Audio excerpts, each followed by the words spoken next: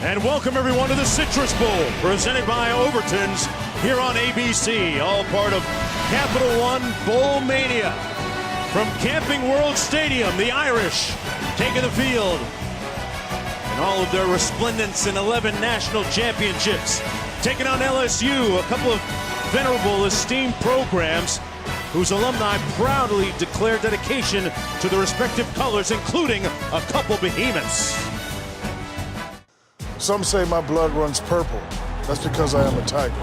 I spell gold with an X. Words like Halloween night and Hail Mary.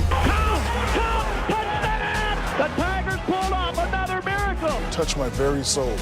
Never question LSU. We play to win, always. LSU wins the BCS National Championship. Who needs purple when you have a heart of gold? 130 years.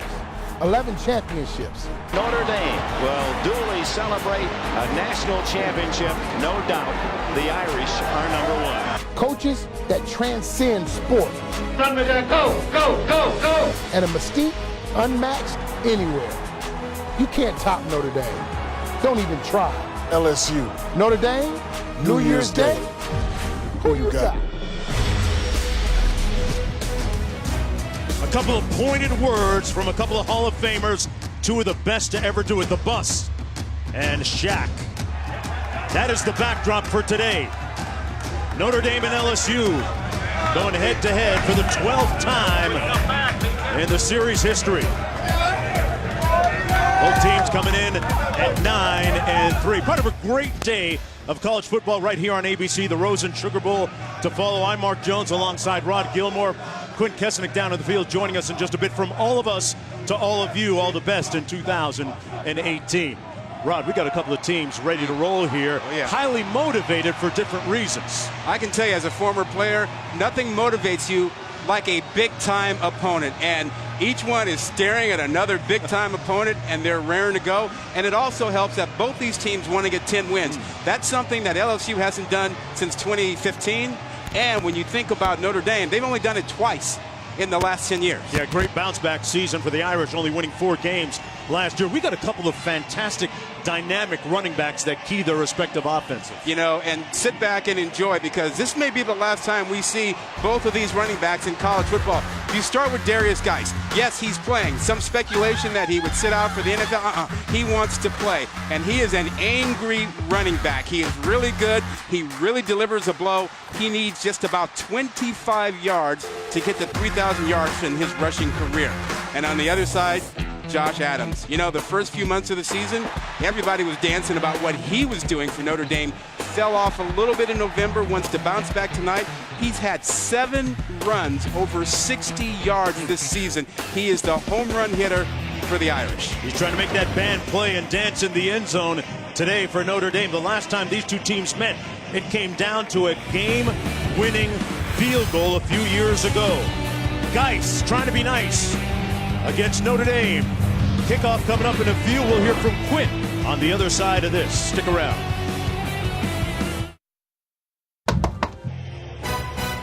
Welcome back, everyone, to Orlando. A little bit of drizzle downstairs. Notre Dame ready to kick off against LSU. But first, let's check in downstairs with Quinn Kesnick. Happy New Year, buddy. Thanks, Mark and Rod. Happy New Year to you guys as well. We may see 2 quarterbacks for Notre Dame in the Citrus Bowl, but Brandon Wimbush will get the start, the junior from New Jersey. He's an excellent runner, whether it's design running plays or scrambles. Where he's had issues this season is in the passing game. He's less than 50% completions, and in the last 3 games, he's a mere 45% with 4 picks. Coach Brian Kelly blames some mechanical issues in his delivery. And keep in mind, today he is without 3 top targets. We'll see if Wimbush can bounce back from 2 late season losses. Yeah, they'll be leaning a lot on Equinemius St. Brown here today, as LSU won the opening toss, deferring to the second half. Notre Dame will receive the kick. Connor Culp will kick off for the Tigers. Back deep, it's Michael Young and C.J. Sanders for Notre Dame. Isn't this awesome, partner? This is the start of what's going to be a fantastic football day. Yeah, we were able to call the last meeting between these two teams back in 2014.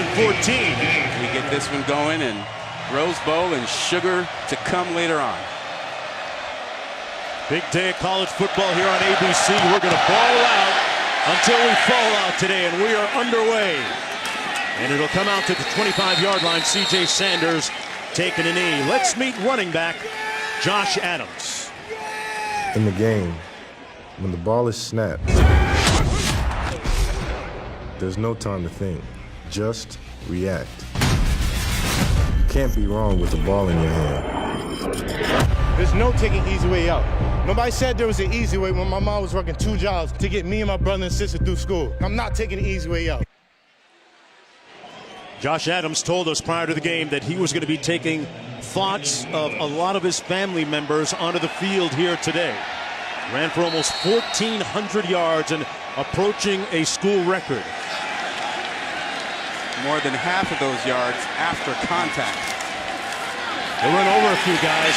Wimbush going to sling it on the first play. Close and caught. Boy, you talk about surprising LSU on the first play. Equanimous St. Brown with a catch. Well, and remember, Quinn told you that they're missing a couple of key receivers, so everyone is focused on St. Brown, and all he does is make a big catch to start. And they're going to throw it again. Downfield, incomplete this time. At the 12-yard line, Miles Boykin got in behind Delpit, and they come out slinging it right on 2 straight passes. Well, listen, if you play LSU, you know you're going to get man coverage. And if you can't beat man coverage, you can't beat LSU.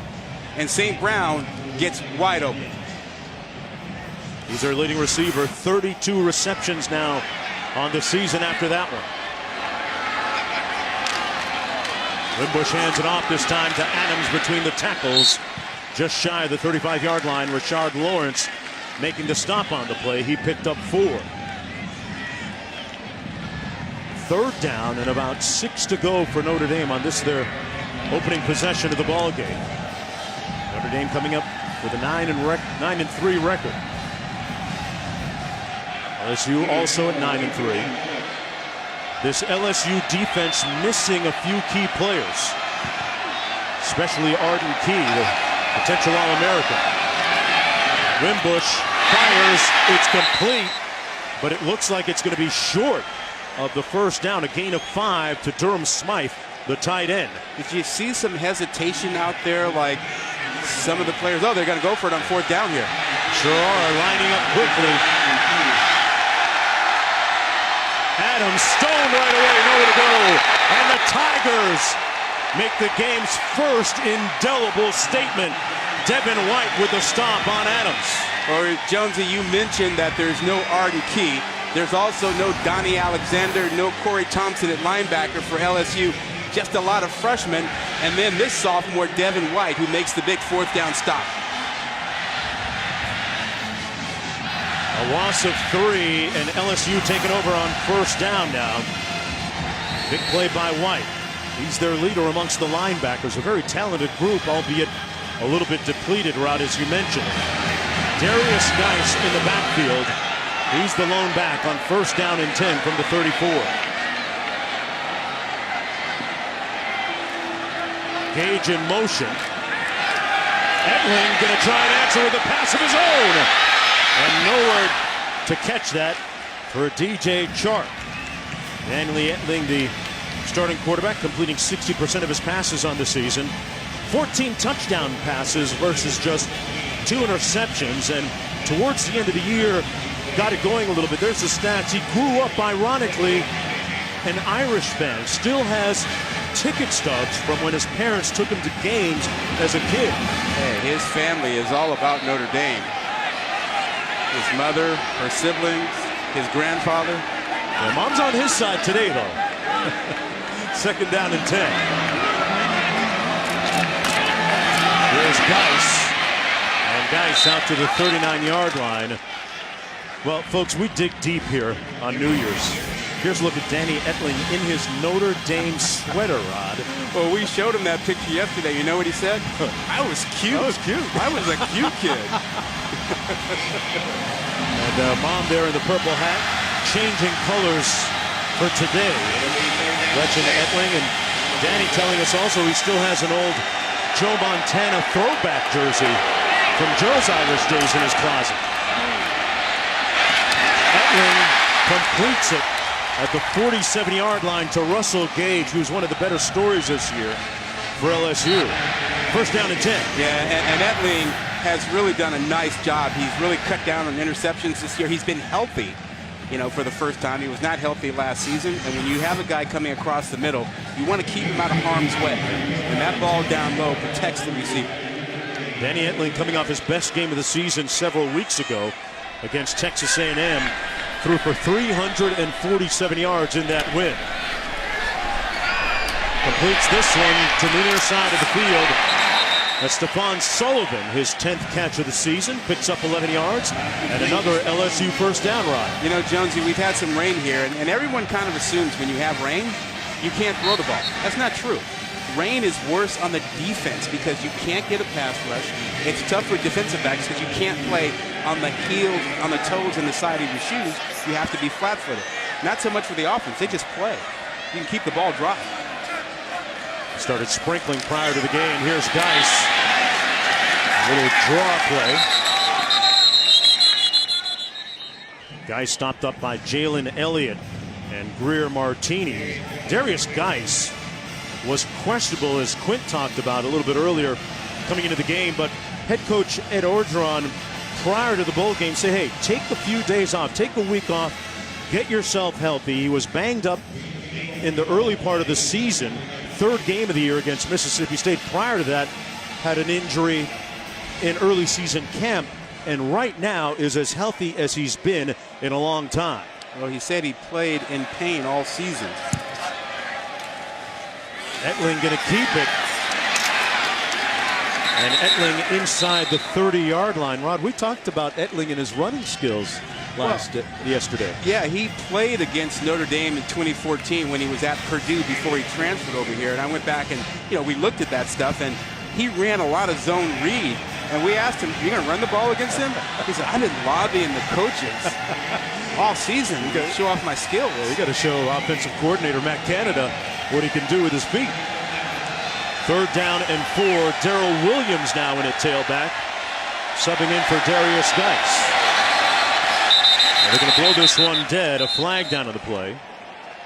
Looks like we're going to have procedure against LSU. A false start by number 77 of the offense. It's a 5-yard penalty, and it's still third down. Cooper Castleberry, part of a Big 12 officiating crew we have here today. Just underway. Rod, what do you make of the pace of the game so far? It's moving pretty quickly, huh? A little frantic, and also both these teams really are ground-oriented teams, and they've both come out slinging it around. So that accounts for a little bit of this being a hectic pace. And Orgeron's team winning 6 of the last 7 games down the stretch. 3rd and 9 here. Etling incomplete behind his receiver Sullivan, almost picked off by Julian Love. So 4th down coming up. A good pressure by Notre Dame and man coverage on the back end. They forced Etling to make that throw a little bit sooner than he wanted, a little bit off balance, a little bit inaccurate. And they're going to punt it from midfield. Josh Grouden into the ball game, number 38 right there. In a good part of the field for a gimmick or trick play. Have you noticed? We've seen more trick plays during this bowl season. It's like everyone's decided, I'm going to get my trick plays in. We're waiting on ours.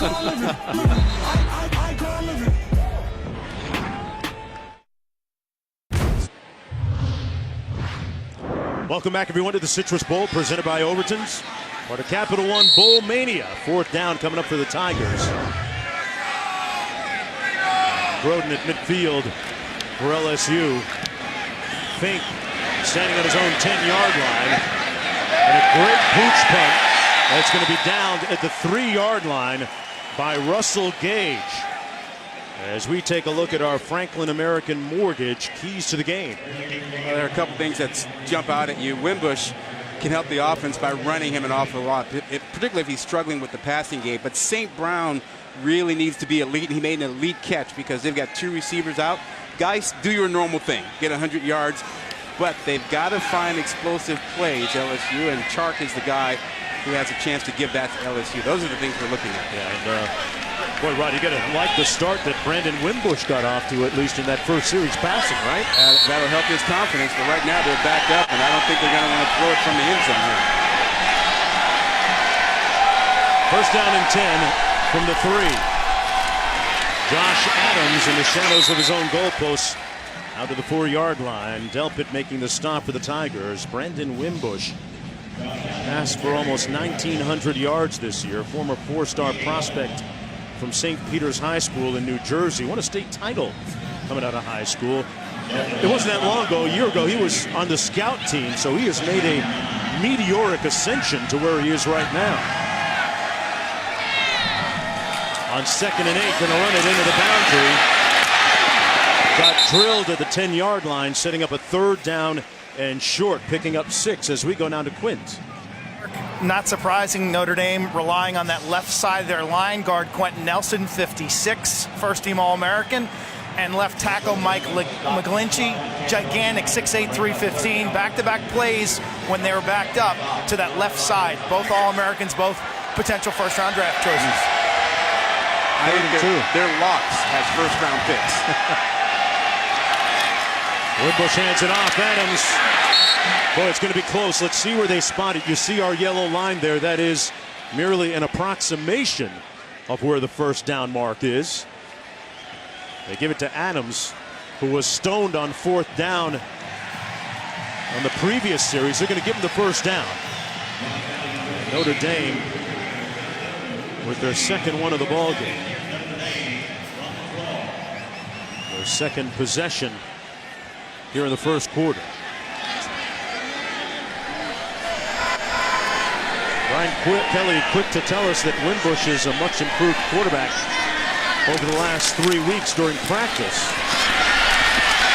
Adams takes the toss. And Rod, we saw some of that yards after contact you alluded to there. Yeah, and that's going to help Wimbush as much as anything, running behind those 2 first-round picks likely on that left side and having his guy Josh Adams reel off a first down or so. But you know, you saw the note on the scout team. Wimbush really should have been backing up Deshaun Kaiser this year at Notre Dame. He played a year before he should have been out there. Still maturing then as a quarterback. Tosses it to Tony Jones Jr. And where have you seen, or where do you figure his biggest area of growth is going to be? Well, it's really fundamentals. I mean, everybody expected Kaiser to come back. Instead, he declared for the draft. He's with the Cleveland Browns. That forced Wimbush into action, and he just hasn't had the reps, you know, for balance and accuracy and getting your arm in the right position. Keeps it on the read option. Great move for the first down, still on the loose. Wimbush with a nice run, a missed tackle by Delpit, and Notre Dame moving the chains again into LSU territory. Oh, he is talented. Watch this, you know, you get a good block down in the middle, he finds the hole, and then he just jukes the heck out of one safety. That's Grant Delpit that he just left some ankles broken over there. Ball at the 46-yard line, a 31-yard run by Brandon Wimbush, who, by the way, is Notre Dame's second leading rusher behind Josh Adams. Coming in motion. Look for the double pass here. Throwing it back to Jones. And almost intercepted at the 15. That was well read by the secondary. And Chason broke it up. Well, you want to run your trick play before the other guy does. As we've seen during this bowl season, a number of trick plays in the first quarter for that reason. And here's your double pass. It'll come at a little bit underthrown. That's why he's playing tight end. Josh Adams back in the ball game on 2nd and 10. Wimbush keeps it again. Brought down for little or no gain on the play, setting up a 3rd down and long now for Notre Dame. Tackle made by Michael Divinity Jr. We talked about those linebackers. Arden Key, Donnie Alexander missing. As now we have a new quarterback in the ball game for Notre Dame. Ian Book comes in, taking the snap instead of Wimbush.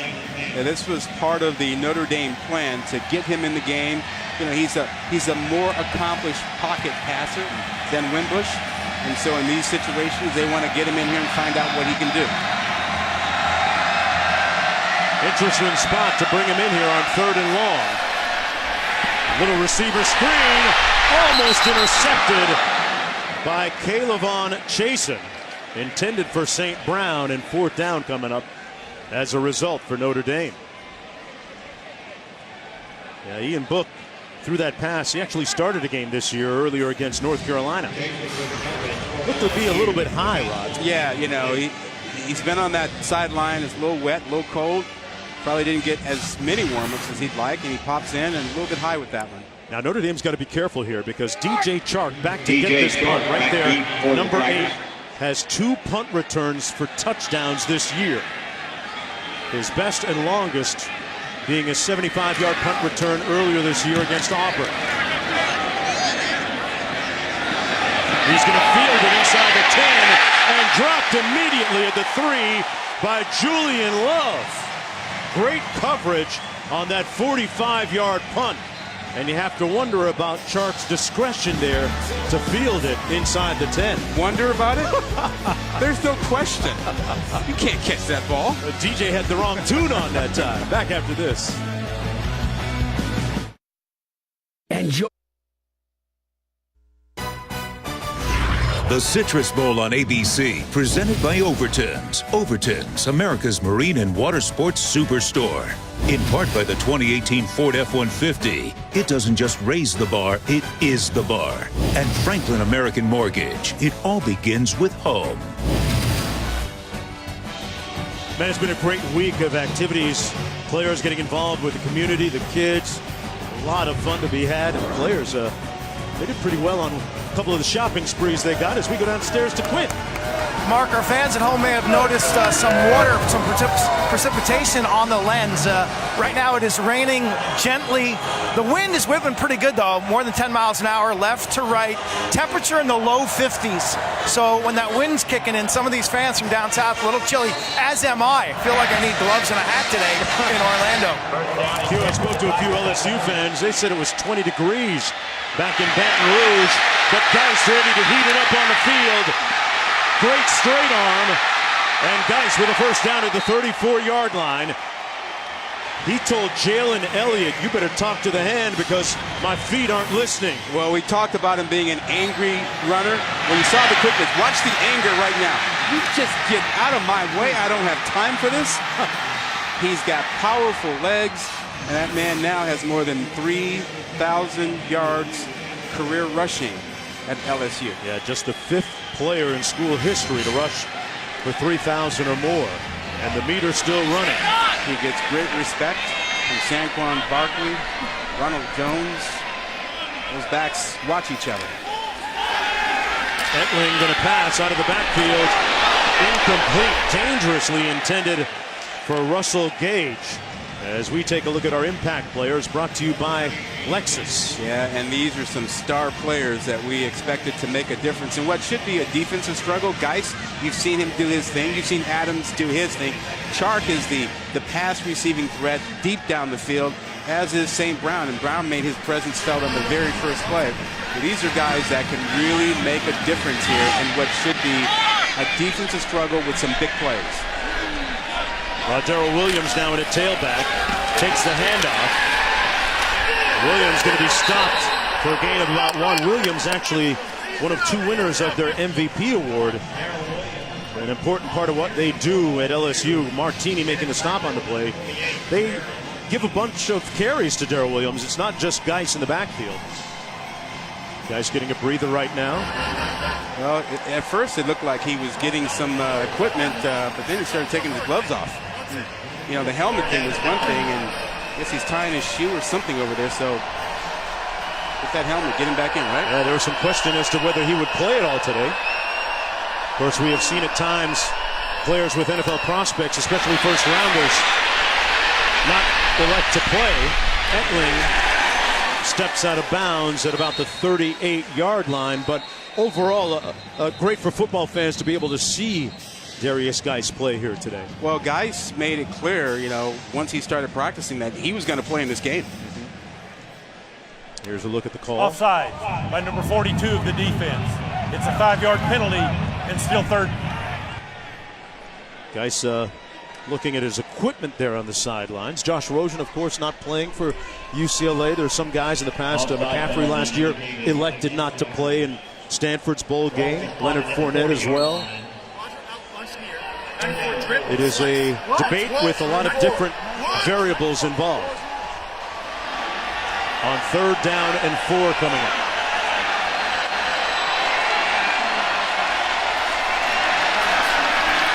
Etling incomplete behind his intended receiver, Darrell Williams, and it's 4th down coming up.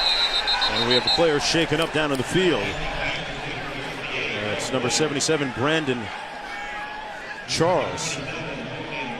Check that, Sadiq Charles. Yeah, he's the left tackle. He's one of the 2 true freshman linemen that's played an awful lot for LSU this season, and one of the guys that they're counting on. They really like where they think this offensive line will be next season. 4:37 to go. We're going to take a break and come back on the other side.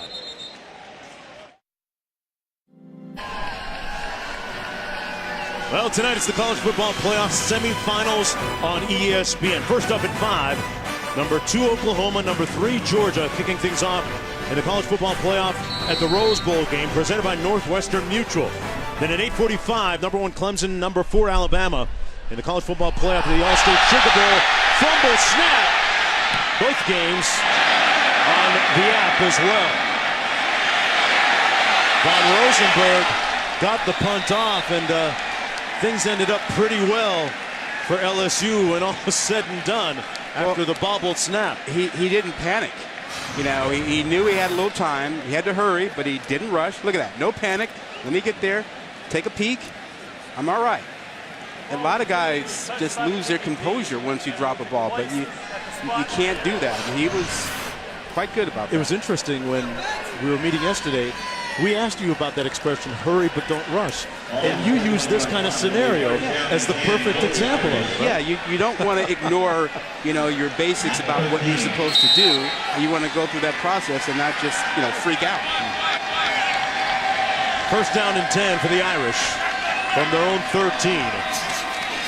Wimbush eluded a little bit of heat.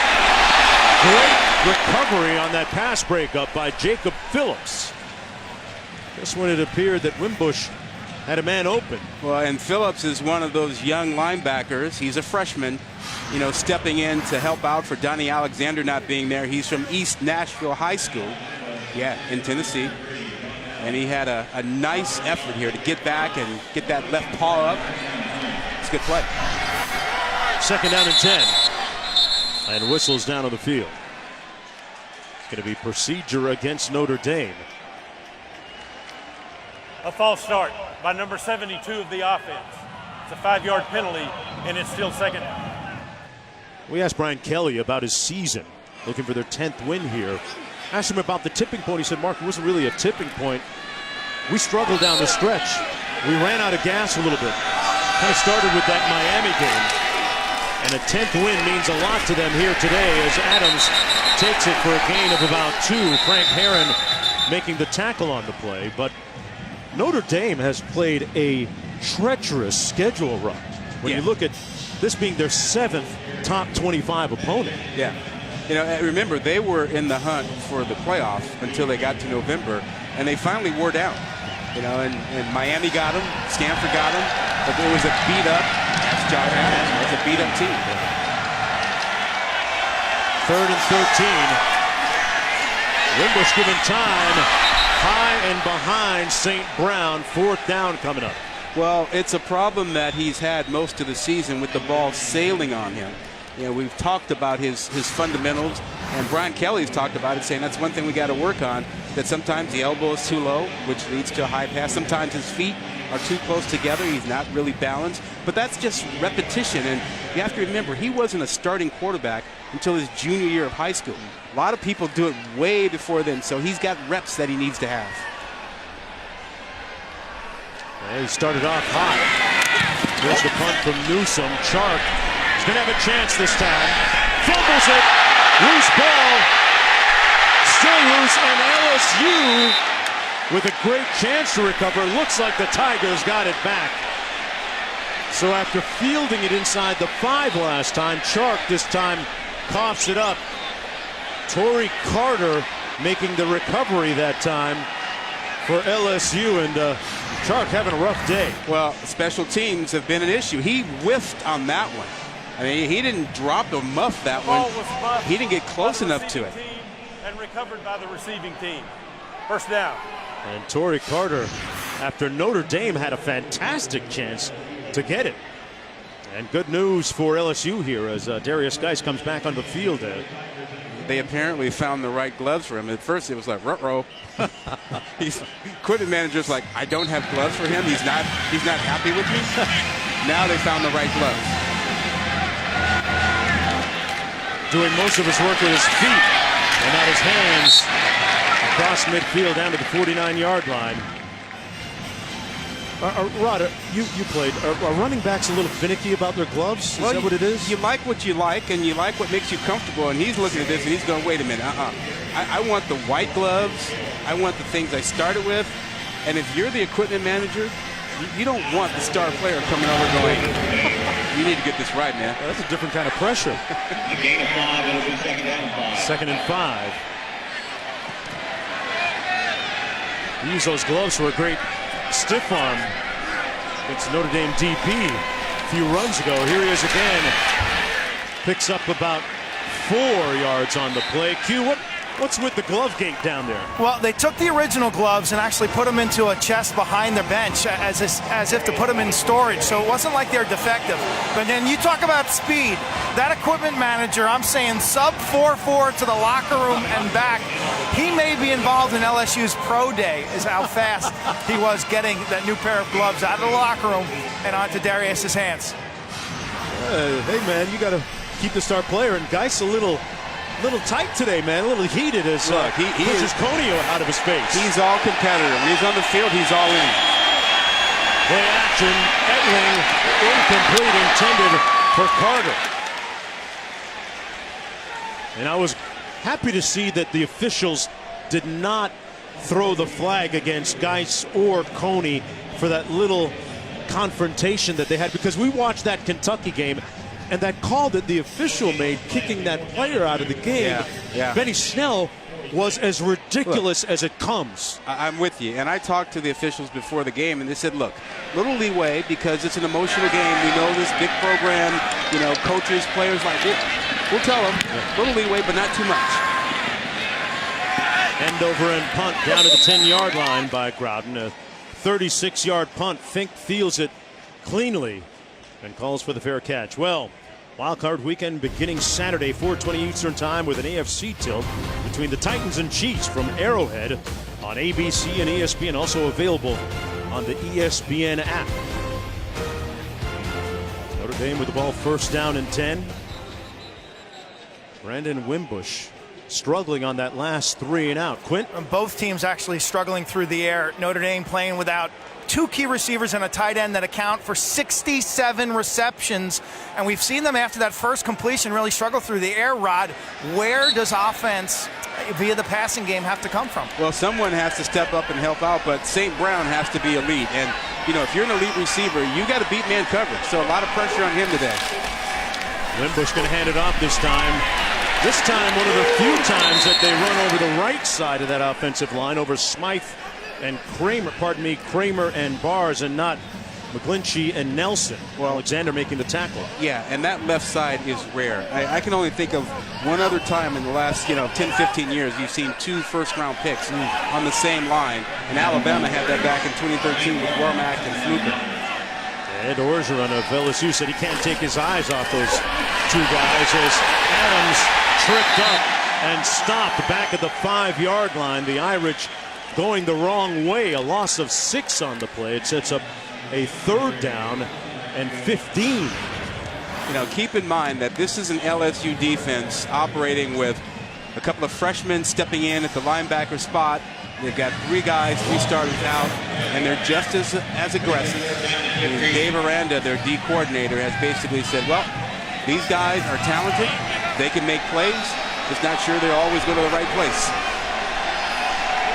3rd and 15.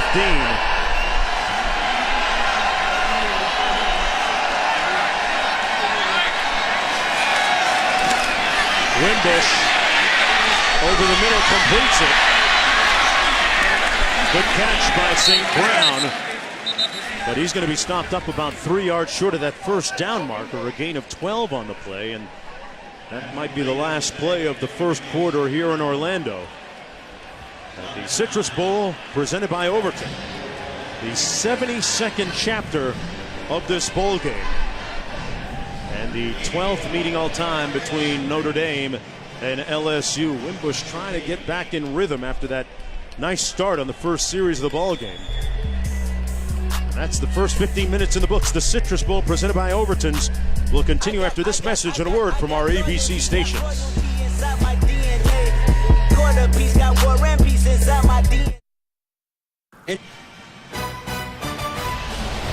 Welcome back, everyone, to the Citrus Bowl, presented by Overton's on ABC, part of Capital One Bowl Mania, here from Camping World Stadium in the heart of Orlando, Florida. Mark Jones alongside Rod Gilmore on New Year's Day. Rod, we talked about motivation, the future, very bright for 2018 for both these teams. What do you make of the way they've come out? That's a good look on you, It beats the lampshade on our head from It's a last good night. look. No, but you can tell. These teams are motivated. There's emotions have been running high. It's been a little chippy out there. We've had Glovegate. Yes. Chark has missed the mark a couple of times on punts. Let's go downstairs to Quinn for a story with the Irish. Yeah, linebacker Niles Morgan, senior, one of their leading tacklers, apparently has been stripped of his captaincy according to a Notre Dame release. He's not wearing the C on his jersey. He did not appear at the logo during the coin toss. It is an internal matter, but Niles Morgan, not the captain, not one of the captains today for the Fighting Irish. Hey, Quinn, how much do you think this is related to something during the bowl season? Because Kelly told us that he suspended guys for making bad decisions. Could be related? It must be, but we have no official word other than it being an internal matter. No mention coming when we were meeting with them. This is Gage on the reverse. He's their jet sweep and reverse guy, and he picks up the first down at midfield. Jalen Elliott making the stop on the play. Gage has been one of the great stories this year, Rod. Look, and this is one of the bread and butter pieces of this offense, the jet sweep. And if you don't set the edge against LSU, you're going to have receivers getting the ball, getting to the edge, and hurting you big time. That's the one big difference that you notice when you put on the LSU tape and watch their offense this year. Darrell Williams in the backfield. Geis on the sidelines right now. Dillon in motion. And the throwback to the tight end, Foster Morrow. Morrow picks up the first down and makes it to the 35. And they move the chains again. A gain of 14. Watkins making the stop on the play. And offensive coordinator Matt Canada pressing some good buttons right now. Yeah, and it may be the last time he presses some buttons for LSU. A lot of reports out there publicly about Coach O and Matt Canada not getting along and supposedly discussing his exit following the game. No official word, and neither party will say anything about it one way or the other. Coach Orgeron telling us their focus has been on beating Notre Dame. That singularly and only that. And that was Darrell Williams picking up 5 on the play. And this is Canada's first year on the job. Well, keep in mind, it's his first year. He's the guy that Coach Orgeron selected. They gave him a big contract, 3 years, $4.5 million. And all the reports out there now are that they're talking about a buyout arrangement for his exit following the game. But again, neither Canada nor Coach Orgeron would address it with us yesterday when we met with them. Well, you see they started the season 3-2, a disappointing loss to Troy, and then a big bounce back. Here's the middle screen, complete to Darrell Williams, and Williams looks like he picks up another first down, or at least close to it, as they spot the ball right a little bit short of the line. So here's my concern if Canada leaves. You're changing your offense again. And remember, they fired Les Miles because they said, the offense, you can't figure it out. We're going to go another way. Well, their productivity on offense has been about the same as it was last year. Now, they're different looking with the motions and the shift and whatnot, but the production has been about the same. Same scoring, same rushing, that sort of thing. Rice comes back in the ball game, but Etling keeps it himself. Running right up the middle behind the center. Ed Ingram picks up 4 for the first down. At some point offensively, you need to have a system that gives you an identity that you can hang your hat on, that the players buy into. They know what they're going to do, and you have an identity. They don't have that right now, particularly if there is a change that in fact occurs following this game. Yeah, Canada, one of the highest paid offensive coordinators in the country. Darrell Williams in a tailback. And Williams over the left side, right side of that line. Picks up about 4 inside the 20. Quint. LSU left tackle Sadiq Charles no longer on the sideline, out with an apparent shoulder injury. And one thing we've seen on this drive is occasionally you'll see the tackles actually go in motion and flip-flop. 63 Weathersby moving from left to right on occasion during this drive. But this is a shorthanded line. Late in the season, they started 2 freshmen, and now they got some injury issues with Sadiq Charles. Yeah, 63 right there in the offensive line. That is K.J. Malone, Hall of Famer Karl Malone from the NBA's son. 2nd down and 7. Etling got down safely. Picks up about 3 on the play. Yeah, Quint mentioned that shorthanded line, but the shifting and the motion that they use, trading places on the offensive line. What that does is that makes the defense think, and it also makes them recount your numbers and your gaps, where you're supposed to be. And sometimes you have a defender who has to move over and play a different gap because now there are 2 extra blockers over there, and he may get to the wrong gap. So they look for those things, and they test them every play. They come out, they shift, they move, and they're making the defense think about where they need to be. Creating a little uncertainty. Yeah. Huh? Rice and Williams in the game. Etling into a tight window. The catch made at the 9 by Foster Morrow. And it's 1st and goal for the Tigers. An 8-yard gain. You know, Jonesy, Etling told us that his grandfather is a huge Notre Dame fan. He's got all the Notre Dame swag up in the house and whatnot. And he said, Gramps, you got to lose that stuff, on January 1st. And he said, yeah, that's no problem. I'm going to take it all down. I'm all about the Tigers. But it's all going right back up after the game. Danny's going to let him know about it after this. Williams, the lone back. A whistle down on the field. The previous play is under further review. Well, they're going to take a look at that last catch by Foster Morrow at the 9-yard line, which made it 1st down and goal. But yeah, back to Etling. 5 years, 4 coaches that he's played for, a couple of schools he's attended. Today, the end game collegiately, at least, for Danny Etling. Let's take one more look at that pass that he threw and the catch or no catch. It's the biggest thing that folks talk about in football outside of targeting is what is the catch that nobody seems to know anymore. But again, here, if you're going to the ground, you've got to retain possession, and the ground can't help you make the catch. If it touches the ground, that doesn't disqualify a catch if you have control over it. And from that angle, it looked to me like he's got an arm underneath the ball and a hand underneath the ball. And I'm certainly not seeing a clear picture that says the ball hit the ground and he didn't make the catch. And remember, it's got to be indisputable video evidence to overturn it. Sometimes, Rod, it seems like slow motion, and you've talked about it often After this year. further review, here's the call. The ruling on the field stands. Sometimes slow motion distorts it to the point where it looks different from what it really is. Well, I'm not going to take all the credit for it. There was a study done at the University of Chicago, and they did it with jury trials to figure out, hey, do jurors really see more intent when you slow things down? And they said, yeah, you do. Then they started looking at replays for football, and they said, you know what? You got the same thing. It looks different. You think something's really happening, and it really isn't. 1st down and goal for LSU. They hand it off to Williams. Still going and stopped finally at the 2-yard line. It'll be 2nd down and goal. Earl Williams has 9 rushing touchdowns this year. Yeah, this is a great look at this. A stretch play. Watch him feel it and find a couple of holes there he chooses from and a nice cutback. But you stretch out that defensive line and you give that back the freedom to pick the hole he likes, as we see Geis standing by, anxious to get back in. He's got the helmet and the gloves. The gloves are good. He's ready to go now. As long as the gloves are right. He and Williams really tight. Got a great bond as teammates. Complimenting each other. Williams stopped up short of the first down by a couple of feet by Morgan and Jameer Jones. So 3rd and goal now for LSU. Well, and you know, Geis and others, they want Williams to score. I mean, Williams was a big-time high school running back, but guess who was the bigger high school running back across the river? Yeah.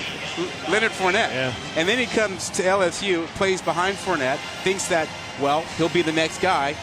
Geis passes him by, and so he's been playing, the second fiddle all this time, and this might be his opportunity to get into the end zone. Well, Geis comes into the ball game. Williams in motion. Etling keeps it. No signal, and he's going to be stopped up short. It'll be 4th down and goal for the Tigers. Well, you got to go, right? Yes. And that's You're with an inches X. away. Go with an X. Decision time for Ed Orgeron. The ruling on the field was short of the goal line. 4th down. Well, there's the ball. Right there. Never broke the plane. That's a big pile of humanity down there. I'm not sure how they spot that. It is nearly impossible, Rod. We've talked about it. All the technology that we've got out there, and you can watch games on phones and do live FaceTime and all that, and the art of marking a football is still largely somewhat random. Look, I know you've got one of those little things in your house where it talks to you, tells you about the weather and the news and music and whatnot. You can't tell me you can't put a chip in a football and have it tell you. That's a first down. Yeah. There's got to be a company out there working on that right now. But for now, we'll do it the imperfect way. And if they're looking for investors, Mark Jones, that's at Mark Jones. Yeah. Here's how it sounded as we listen for a whistle.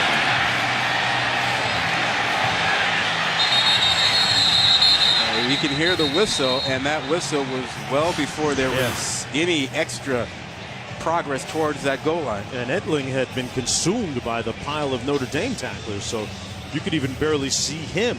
Now, you can push your ball carrier from behind to kind of help him get in. So you got guys back there. Why not just take a big lineman?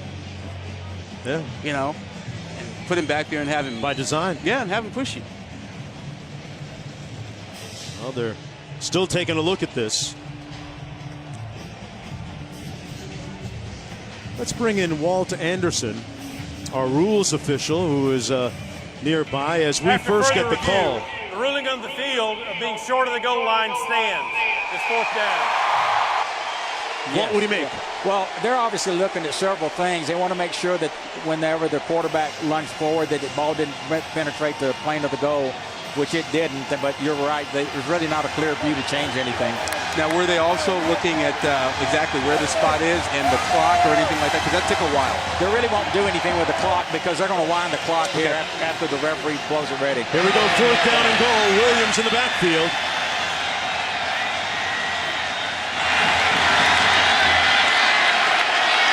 Carter, the fullback, lined up beside him. Out of the offset eye. Oh, they had a move. Motion up front. No, it was a false start on number 44 of the offense.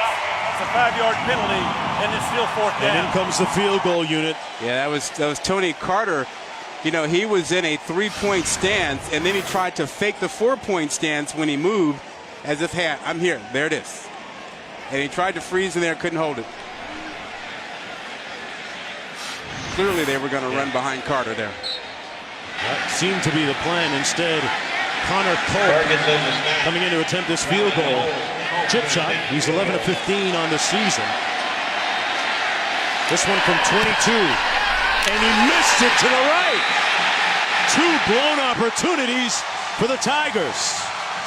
Did you see the smile on Brian Kelly's face? I mean, we talked about motivation. I mean, these two teams, these coaches, these players are completely into it. It's been a defensive struggle. We've had some big plays, but it's been chippy out there. It's been really emotional. Trying to finish off the season on a positive note. Notre Dame had their little leprechaun pushing that one off to the right. We'll be back right after this. With your studio update brought to you by Royal Caribbean Chick-fil-A, Peach Bowl, unbeaten UCF and Auburn. Mackenzie Milton escapes the pressure and hops in for the 18-yard score to put the Knights up 10-3. This game over on ESPN. Mark, Rod, Happy New Year. Back to you guys. Happy New Year to you. Happy New Year. Zeros on the board here with 7:45 to go in the first half. LSU missing a field goal opportunity from close in a moment ago. Irish 1st and 10 from the 20. Little three-foot there. Wimbush downfield into coverage. There was some contact, but no flag on the play intended for Miles Boykin. Well, you're not going to get the ticky-tack call when you're not clearly, open here. I mean, you see the play action here. Now watch the single coverage and then to get the help over the top from the safety. And this ball is underthrown a bit, so not an issue.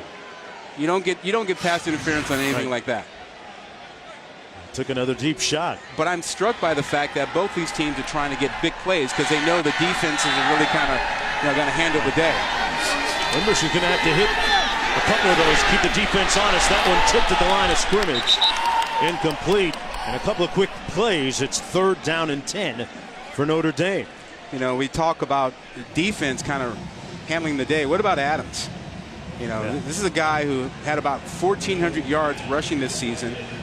Only 8 carries so far, only 13 yards. And again, this is a defense that is missing 3 starting linebackers, and he's on the sideline right now. Tony Jones in the ball game for him. To the left of Wimbush. Wimbush going to keep it himself. And nowhere to go. Might have gotten a yard on the play. 4th down coming up. Another 3 and out for the Irish. Devin White, number 40, right there.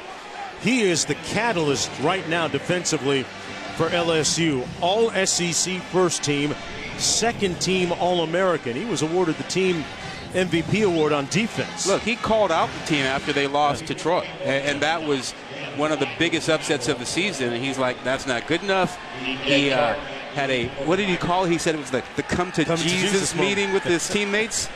And after that, they all fell in line. Ended up winning 6 of the last 7 coming down the stretch. Their only loss was against Alabama. On 4th down, Tyler Newsome with the punt. Boy, DJ Chark is having a tough day. Another fumble.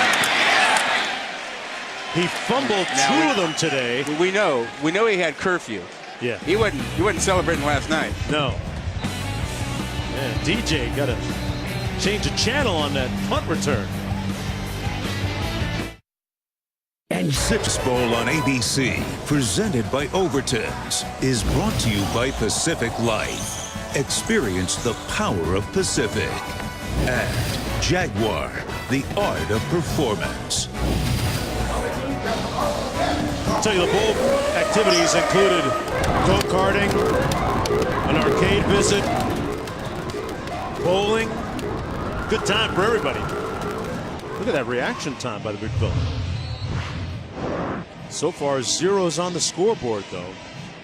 6:43 to go. Most exciting 0-0 first half I've seen. Been a lot, right? Yeah.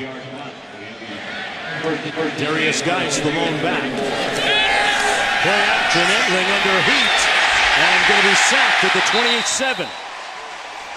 Niles Morgan, one of the first ones to get there. Morgan joined by Tillery. Yeah, watch the right side. Just a little bit of an overload. Morgan on a blitz gets in there, and this is an offensive line. We talked about having some issues.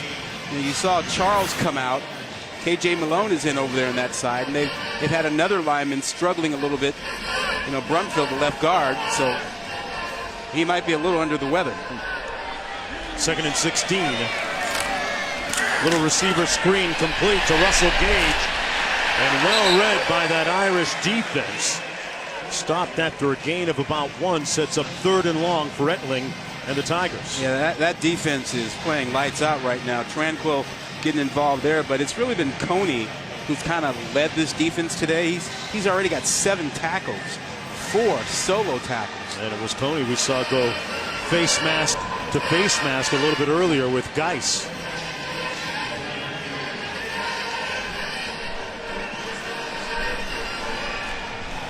Third down and 15 coming up. Little trips right formation. Oh, I expect to see zone coverage here. Etling on the move. Fires. And caught at the 41-yard line by D. Anderson. First down and a big gain by LSU of 31 yards. Well, Jalen Elliott, number 21, is playing back deep. Now what he does is he comes up to take the short guy. You want to stay as deep as you can. He doesn't stay deep, and you see he's a little frustrated with himself at the end there. Sadiq Charles back in at tackle as Etling fires behind his receiver, Russell Gage. Gage a little upset. Yeah, not happy. You have to be careful with that stuff. You know, you didn't like the throw from the quarterback, because when you drop one, the quarterback gets to say, right, catch the ball. Yeah, we talked about Russell Gage with Coach Orgeron, and he said that Gage is everywhere. It's like we've got 2 of him. He's done a bunch of different great things for the team this year. And one of the nice surprising stories on the season for LSU. This is Geis trying to hit the edge and stopped right at the line of scrimmage as we go downstairs to Quint for more on the glove gate. Yeah, the equipment staff has been working feverishly down here. We spoke about gloves. They're using 3 different models: standard, leather, scuba. This is what you want to use when it gets really, really wet. And this is what Geis has switched to. The gloves with the black palm. It's got like a sticky scuba surface. Man, Q breaking it down with different types of gloves. Stickum was back in the day. So old school. Well, can they protect Etling here? They've had trouble this series. 3rd and 10. To the wide side of the field, caught by Chark. And DJ Chark, atoning for his miscues on special teams, picks up the first down. Sean Crawford with was the DB beat. Well, don't question Etling's toughness. Takes a big hit from Elliott, came on a safety blitz, stood in there and delivered it, and they got a first down inside the red zone now. DJ Chark is arguably their fastest receiver. Deep threat. Etling hands it off to Geis, and Geis brought down immediately. No gain on the play. Well, given the way that Notre Dame is handling the rushing attack right now, you sort of feel like down here, LSU's got to take some shots and take them to the corner. I mean, Etling is good at throwing the ball outside. And so you can move him out and give him a chance to find one of his guys. You know, Chark is 6'3". They also have Sullivan, who's 6'6". Use those guys. Use that advantage down here. D. Anderson also 6'6". They run the reverse and nowhere to go. Diagnosed and derailed by Drew Tranquil.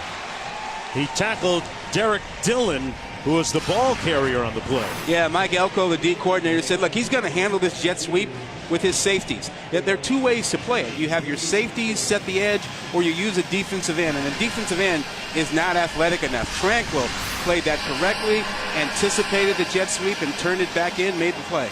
Ironically, Etling told us Tranquil right there was the guy he hosted on his visit when he was at Purdue. How about that? Yeah. 3rd and 18.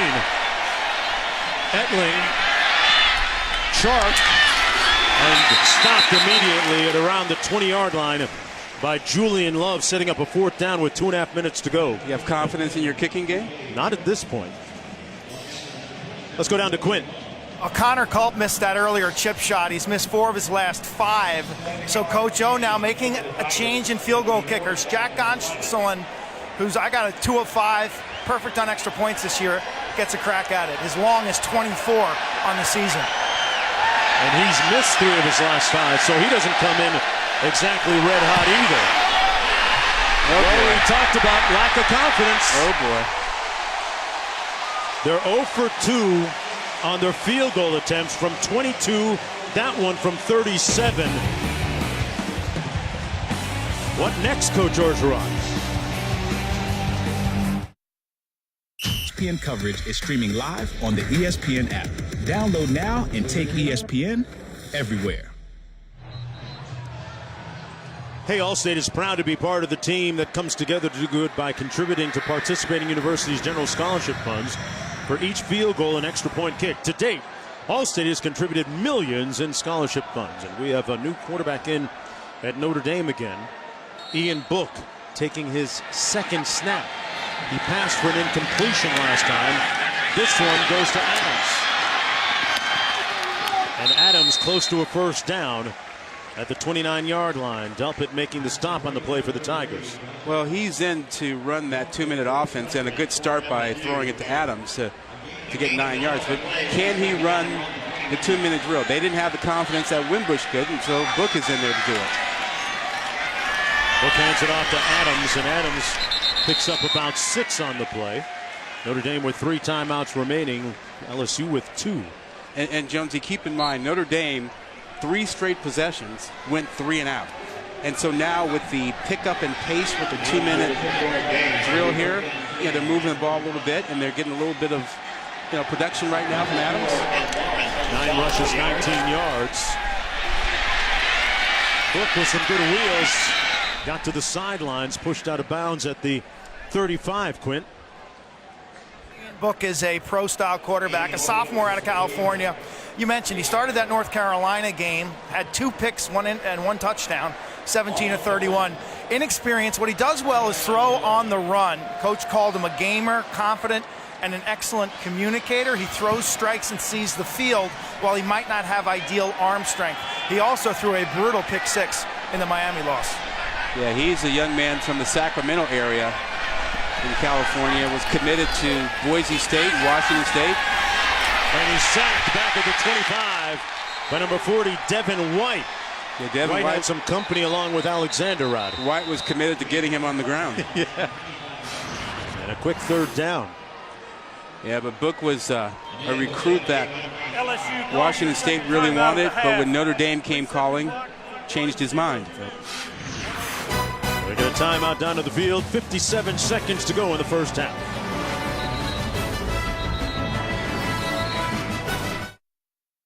With you coming up on the Mercedes-Benz halftime report. Final preps for both semifinal games. Boger McFarland and Tim Tebow will weigh in. Plus, we'll go to Pasadena. Can the Dogs slow down that Sooner offense? We'll see at the half. Mark, Rod. All right, thanks a lot, Kevin. Happy New Year to you and yours. Take a look at our game track brought to you by CarMax. Some of the important numbers, not big bursting numbers on there. Yeah, Geis got 31 of his 47 yards on 1 carry, and Adams held in check, and special teams have been ugly. Book running, which is what he does well sometimes. Upended, but got the first down to the 47-yard line with 53 seconds to go. Got to manage the clock here a little bit. Yeah, don't get it twisted. He is a dual threat guy. He was a heck of a runner in high school, and he's been known as a little bit of a gunslinger around the Notre Dame campus. With practice, he had that 1 start against North Carolina, had a tough moment against Miami coming in off the bench and throwing a pick 6. But he is a pocket passer by day and a great runner by night. Yeah, showed it right there. And Brian Kelly talking it over on the sidelines with Chip Long, his offensive coordinator, mapping it out when we come back. Book back to pass on 1st and 10. Going to run again and stepped out of bounds about 3 yards short of the first down by Frank Herron. Yeah, he was trying to get the ball to St. Brown on a crossing route, and that was the only guy he looked at. And when he didn't see Brown come open, he had to tuck it down and take off.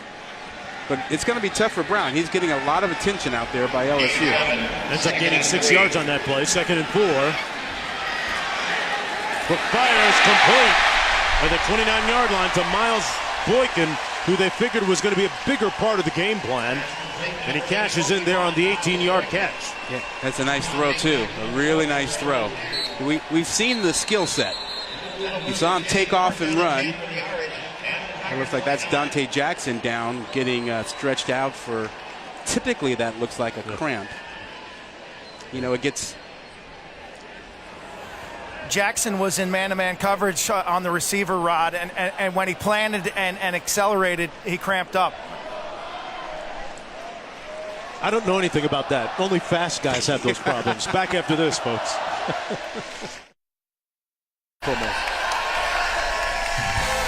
Hey, NBA Wednesday coming up on ESPN. Cavs and Celtics. Kyrie taking on LeBron. And then after that, it's the Thunder and the Lakers. Second half of the doubleheader. OKC starting to come on a little bit. And boy, what a showdown that's going to be as LeBron goes on against the kid. Celtics not quite ready for Cleveland yet. Come on, you're with me on that, right? Yeah, we're going to find out. Celtics have cooled off after that fast start. Book heating up here, completes another pass out of the backfield. That was Josh Adams, 25 seconds to go. What's the thinking now, Rod, here? Well, you've got plenty of time to think about this. You got a couple timeouts. You've got a quarterback who's kind of hot right now. As long as he takes care of the football, you know, you can take a shot, but you don't need to right now. You got 2 timeouts. You can work the side and just don't give up the football and take a sack. 6-yard gain, 2nd and 4. Throws off his back foot and launches it out of bounds. A wise decision. Boykin, the closest receiver there. Yeah, and that works. You can take that shot as long as it's a safe throw. And it is. It's thrown to the corner. It's going to go out of bounds. Your guy gets it or it's out of play. Nothing to worry about. 18 seconds. You can still work inside if you think you have the confidence that a guy who hasn't played a lot can throw over the middle and recognize if they're in zone coverage. Well, he's brought this offense to life a little bit here late in the first half. Book runs him forward to the 28-yard line. And you can't take a big sack or else you're out of field goal range. Gilmore making the tackle along with Rashard Lawrence. That's just inexperience. 30 seconds. 30-second timeout. You have a young guy who hasn't played an awful lot, and he's trying to make a play.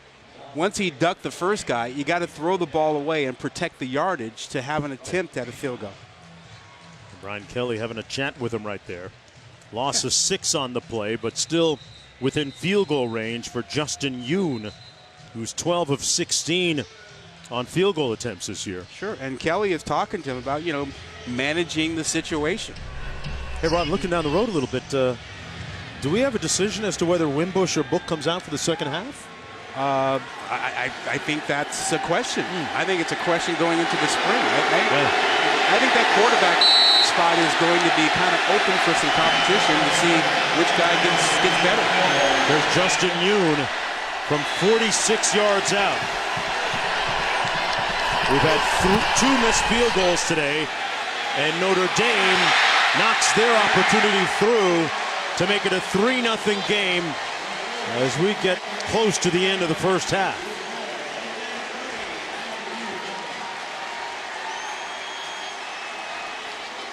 Now 13 of 17 on the year. Yeah, it's been a spirited first half. Not a lot of scoring, obviously. Special teams have been an issue, particularly for LSU, but the emotion by the players out there, the spirit in which they've been playing with, it's been a little chippy at times, but hard-hitting.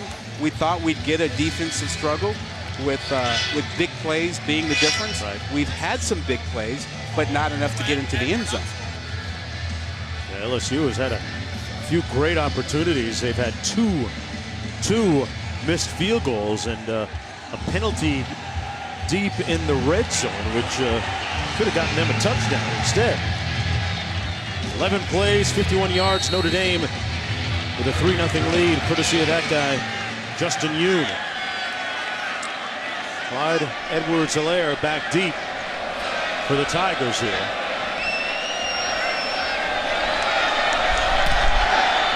He's going to squib it down to the 35. That's going to put a lid on the end of the first half. Jonathan Rucker returned it. And it's 3-0 for the Irish. Book looked sharp on that final drive. And I think you're right. I think there will be some discussion at halftime for Notre Dame as to who starts the second half. Now, Wimbush ran it well. Book gave you some running, and he threw the ball better. So you got a question. Let's go downstairs to Quinn. Coach, what impact did special teams have on that first half? Huge impact. 2 field goals. A couple of not good decisions on the punt returner. But you know what? Our defense is playing great. It's only 3-0. We'll come back and have a great second half. How do you jumpstart the offense? We'll get going. Give Darius the ball a little bit more. Get our running game going. Have complete confidence. We played great in the second half here.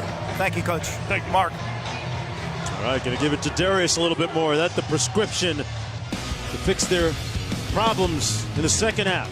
3-0 at a break as we head to the studio for the Mercedes-Benz halftime report. Coming up right after these messages.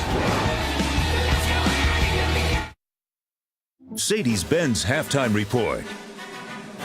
Usually on these halftime hits, they give us a highlight in the first half. We are saving you from that by showing you the outdoor exteriors of the Mercedes-Benz halftime report. The Mercedes-Benz Superdome getting you ready for, of course, the All-State Sugar Bowl. Kevin Nagandi here, Tim Tebow and Booger McFarland behind us. You see and you hear the Clemson band. They got their game face on. They're ready to go for tonight's matchup featuring Clemson and Alabama. More on that in a moment, but when you're going into the half, it's a 3-0 game. The discussion at quarterback here. Honestly, I want to know where you want to go as an LSU guy when you watch that offense and then you see those 2 missed field goals. First of all, the kicking game has been a problem all year. That's number one. Number two, you've had 3 weeks to prepare, and this is the best you got? I guarantee that's what fans at home are thinking. And I understand Coach O is very positive talking about second half adjustments, but you can't help but wonder, all the Matt Canada rumors going around, is he going to stay? Is he going to go? Is that affecting him as he calls plays? Because this LSU offense right now looks abysmal. I think it's fair to say I'm not an LSU guy. I think that's fair. But looking at it, all those athletes, the running backs, the tight ends, the receivers, you gotta find a way to score some points and create big plays. There's too many great athletes, not good, great athletes to not score points. Wimbush or Book? That was the discussion that Mark and Rod talked about after what you saw in that first half. Well, Brian Kelly's going to pull the hook on somebody pretty quick, but I'll go with Cook. He got you a first down. And a first down? A couple of them. That's what we're at right now. What are we talking? Those are the Sanders right now. I'm going with Wimbush. Dance with the girl you brought to the dance. That's okay, Wimbush. we'll see. We'll see what Brian Kelly decides for this Notre Dame offense. 3 minutes. By the way, they're up 3-0 so far. As we talk about our game, we're not going to see. Well, we hope that we're not just going to see field goals in that first half. We expect a lot as you see the band getting ready, of course, Clemson here. What are the game day preps? Tim, take us inside on a game like this. It's a semifinal. It feels like a national championship game. What's going through your mind as you get ready? You need to relax. It is so easy before a big game to get so anxious, so excited that you're drained by the time you actually come to the stadium. It happened to me. So a big thing for me was staying calm, listening to calm music, hanging with my friends, taking my mind off of the game. So when I show up, I'm relaxed, I'm free, I'm ready to go. The only thing I want to do was rest, watch a movie, large stack of pancakes, some sausage about 5 hours before the game, and I was ready to go, baby. You got to carb load before a game like this. You don't have to carb load. On, baby. Hashtag keto. Bad Relax. Santa. Bad Santa was my favorite kind of movie. meal. You're going to relax. You're going to take a long nap, too. I need fuel for this machine. Are you kidding me? I need fuel. Yeah, it looks like that pancakes will slow down that speed that you got there, Booger. Hey, we're going to take you inside the locker rooms here at the Mercedes-Benz Superdome. Clemson gearing up, Alabama as well. After a loss, Nick Saban 10-2 in rematches the following season. You have nothing to prove, but some say you and your team don't belong here. I don't think one game defines who you are. So for the first time in a long time, there's something a little extra in the mix. Motivation. That's scary. Not for you, but for everyone else. This halftime report is presented by Mercedes-Benz, the best or nothing. the Mercedes-Benz Halftime Report. New Year's Day in Pasadena. There's nothing quite like it. College football playoff semifinal, the Rose Bowl game presented by Northwestern Mutual.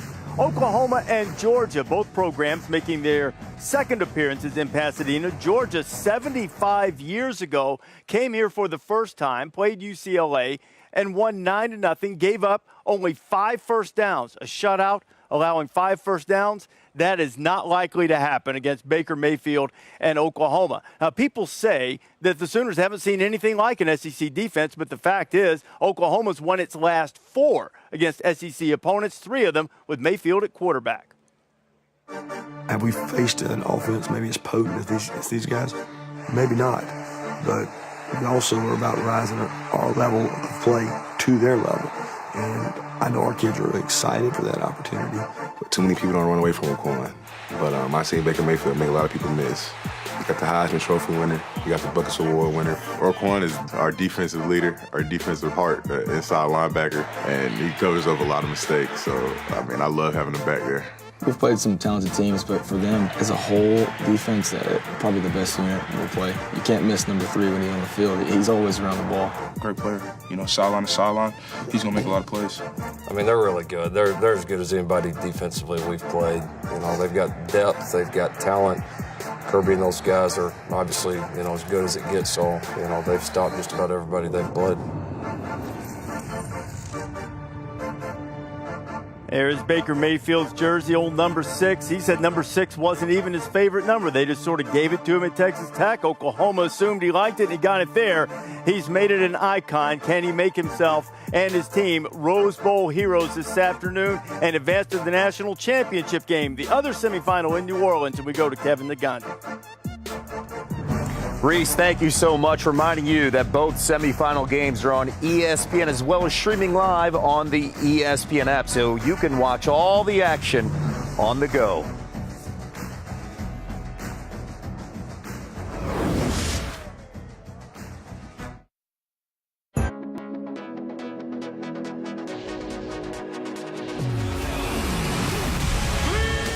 Irvin between the legs, spins, falling away. It's up. It's good. James all the way and the finish.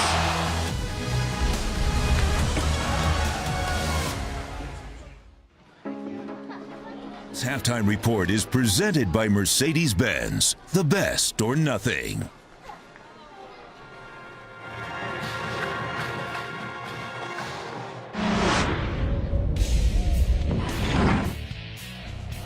Touch.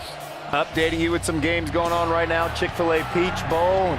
UCF has been dominant so far, controlling the flow of the game, but Jared Stidham, nice look, finds Will Hastings for the score. Right now, UCF holding a 13-12 lead over Auburn. A little bit of a surprise there. Meanwhile, South Carolina just scored, and now it's a 19-16 game. We didn't see a lot of offense in that game in the first half. Outback Bowl over on ESPN 2, and letting you know here, Jesse and Joey have been going head-to-head in the Capital One Bowl Mania. We're hitting the home stretch. Jesse entering the day with a 76-point lead. And the best thing about this, as soon as it's over, I never have to see Joey dance again. I am with you. Because Joey will tell you he's got one move, and we've seen enough of it. Trust me, we've seen too much of it. LSU and NotreDame, all about the defense in the first half. Will we see some offense? We'll find out. Here's a tribute to hurricane first responders by the Celebration Choir.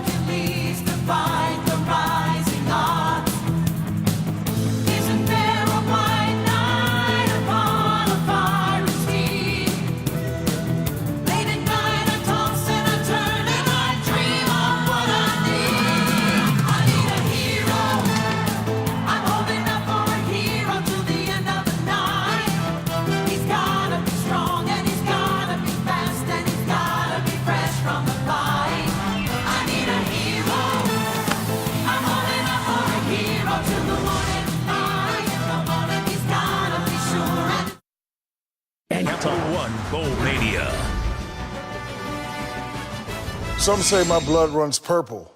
That's because I am a tiger. I spell gold with an X.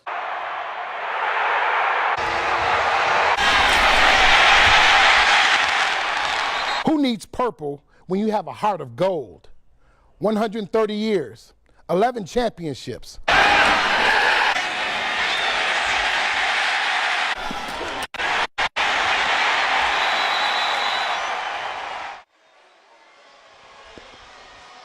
The voices of Jerome Bettis intoning passionately along with Shaquille O'Neal from their respective schools. Welcome back, everyone, to the Citrus Bowl presented by Overton's on ABC as part of Capital One Bowl Mania. As we take a look at our CarMax halftime statistics for you, the number's not really jumping off the page here so far. No, and that's because the star running backs have really been bottled up by these defenses. You think about Darius Geis, he's been shut down except for a 31-yard run that he had, and Adams has struggled a bit as well with about 19 yards rushing. LSU is going to receive the kick here in the third quarter. They defer to the second half after winning the opening coin toss. This is Edwards-Helaire taking a knee. It'll come out to the 25-yard line, first down and 10. As we take a look at our Pacific Life game summary. Yeah, you know, Jonesy, you have a layoff. Sometimes special teams become an issue. It was ugly, bro. Oh, man, LSU has struggled with that. A couple missed field goals. Some bad decisions on fielding punts. And then you get guys with one really big run for 31 yards. 47 on the afternoon. And again, Adams, again, 19 yards. The two-star running backs who both may be playing their last college games. Yeah. You know, haven't touched the ball enough and haven't had the big plays that we would expect. Well, Geis had some issues with his glove wear, well documented by Quinn in the first half. Good pass protection by Geis, and Etling forced to throw it away. Good coverage in the secondary by Notre Dame. Look, in a game like this, where the defenses are shutting down the rushing attack and you can't sustain drives, it becomes about big plays. You know, it becomes about the play that your quarterback can make. It becomes about the play that your star receivers, whether it's St. Brown or whether it's Chark, you know, can make a big play, and instead of getting you just 10 or 15 or 20 yards, they get a big gainer and get you in the end zone or get you a field goal. There's Geis trying to do just that.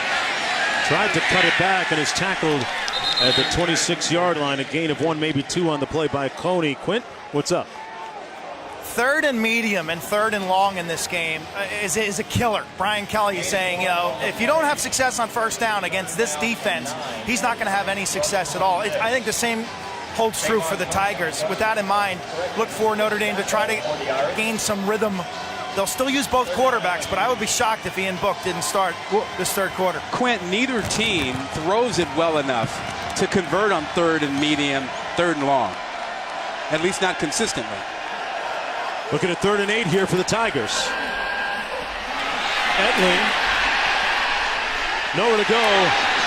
Trying to get it to Geis, incomplete. A quick 3 and out to start the third quarter for LSU. And it's even worse when you can't protect the quarterback. You know, we've seen Notre Dame's quarterbacks, Book in particular, get knocked around.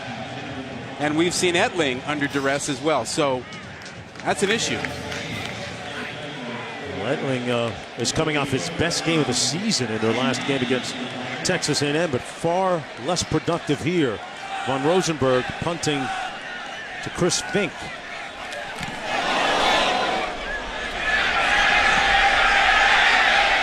It hit a player. It might have hit a Notre Dame player's leg. LSU jumping on it.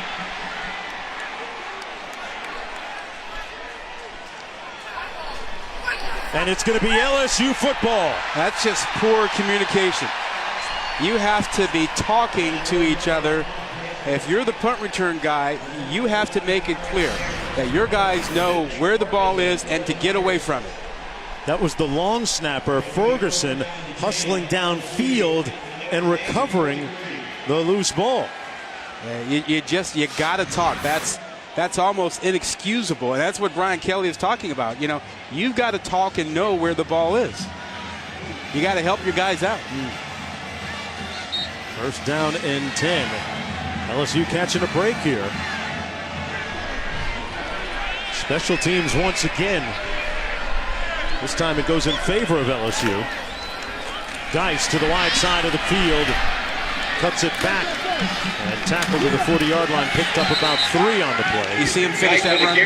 That's one of the things you like about him. You talk about guys who love to play, and they are really competitive, and they finish runs. I talked about him running angry. He says he runs angry. He lowers the shoulder, and he's not the biggest running back, but he's not as small as you think. He's a good 215-pounder, stands a solid 5'11", 5'11 and a half, and he runs with intensity. Darius Geis, a young man who has fought through adversity his entire life and been successful doing it. Etling downfield, intended for Chark, and it's caught right outside field goal range. Catch by DJ Chark. You sure about that? Field goal range? Yeah, they've missed 2, and they were closer, and that's a nice job by Chark. That's an NFL catch. He gets 2 feet in. You only need 1 in college. He's a senior. Pass to the short side of the field. This time, D. Anderson, the 6'6" target, working against Julian Love for the reception. Now, if I were Notre Dame defensively, I would overplay in the secondary. I'd overplay outside routes. I mean, you really haven't had much of Etling over the middle. It's been the out route. It's been the corner route. And if you're going to be in man coverage, overplay that. If you're going to be in zone, you got eyes on him. You know, overplay that. Force them to change and throw where they don't want to, which is over the middle. Etling's comfort zone are those outside throws. Geis between the tackles, nowhere to go. Notre Dame impenetrable that time up top and in the middle. You know what Notre Dame has done? They've taken the jet sweep away from LSU. You see that? We don't see much of it now. And they were overplaying that and using their safeties with it. That LSU has kind of moved away from the jet sweep and gone really to more of a basic, we're going to use our big back, Geis inside, and we're going to throw the ball outside. See if LSU counters with something here. On 3rd and 5. Chark split wide to the bottom of your screen. Etling looking that way. Geis over the middle. Complete. Darius Geis. Nice touchdown.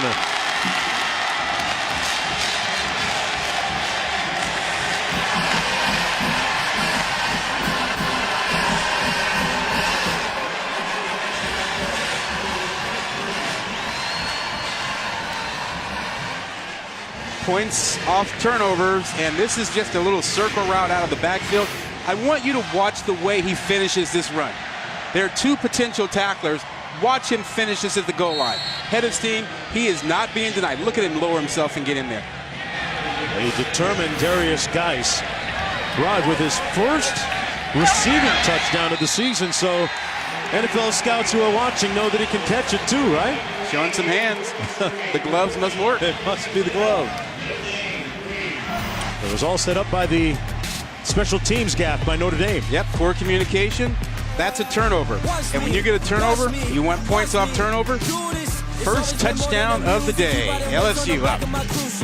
Watch me, watch me, watch me.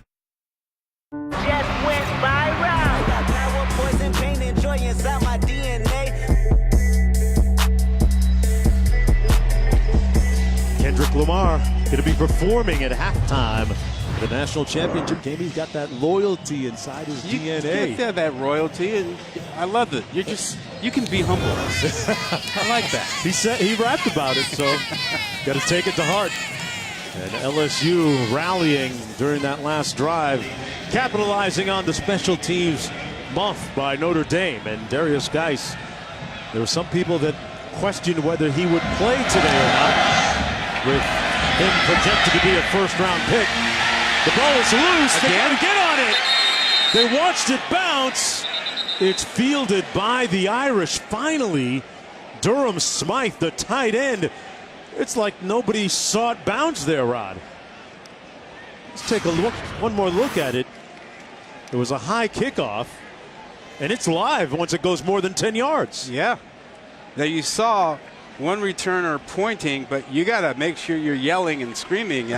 Can't tell from up here if he was doing that. He was clearly pointing, but they were asleep. Special teams, man, today, story of this game.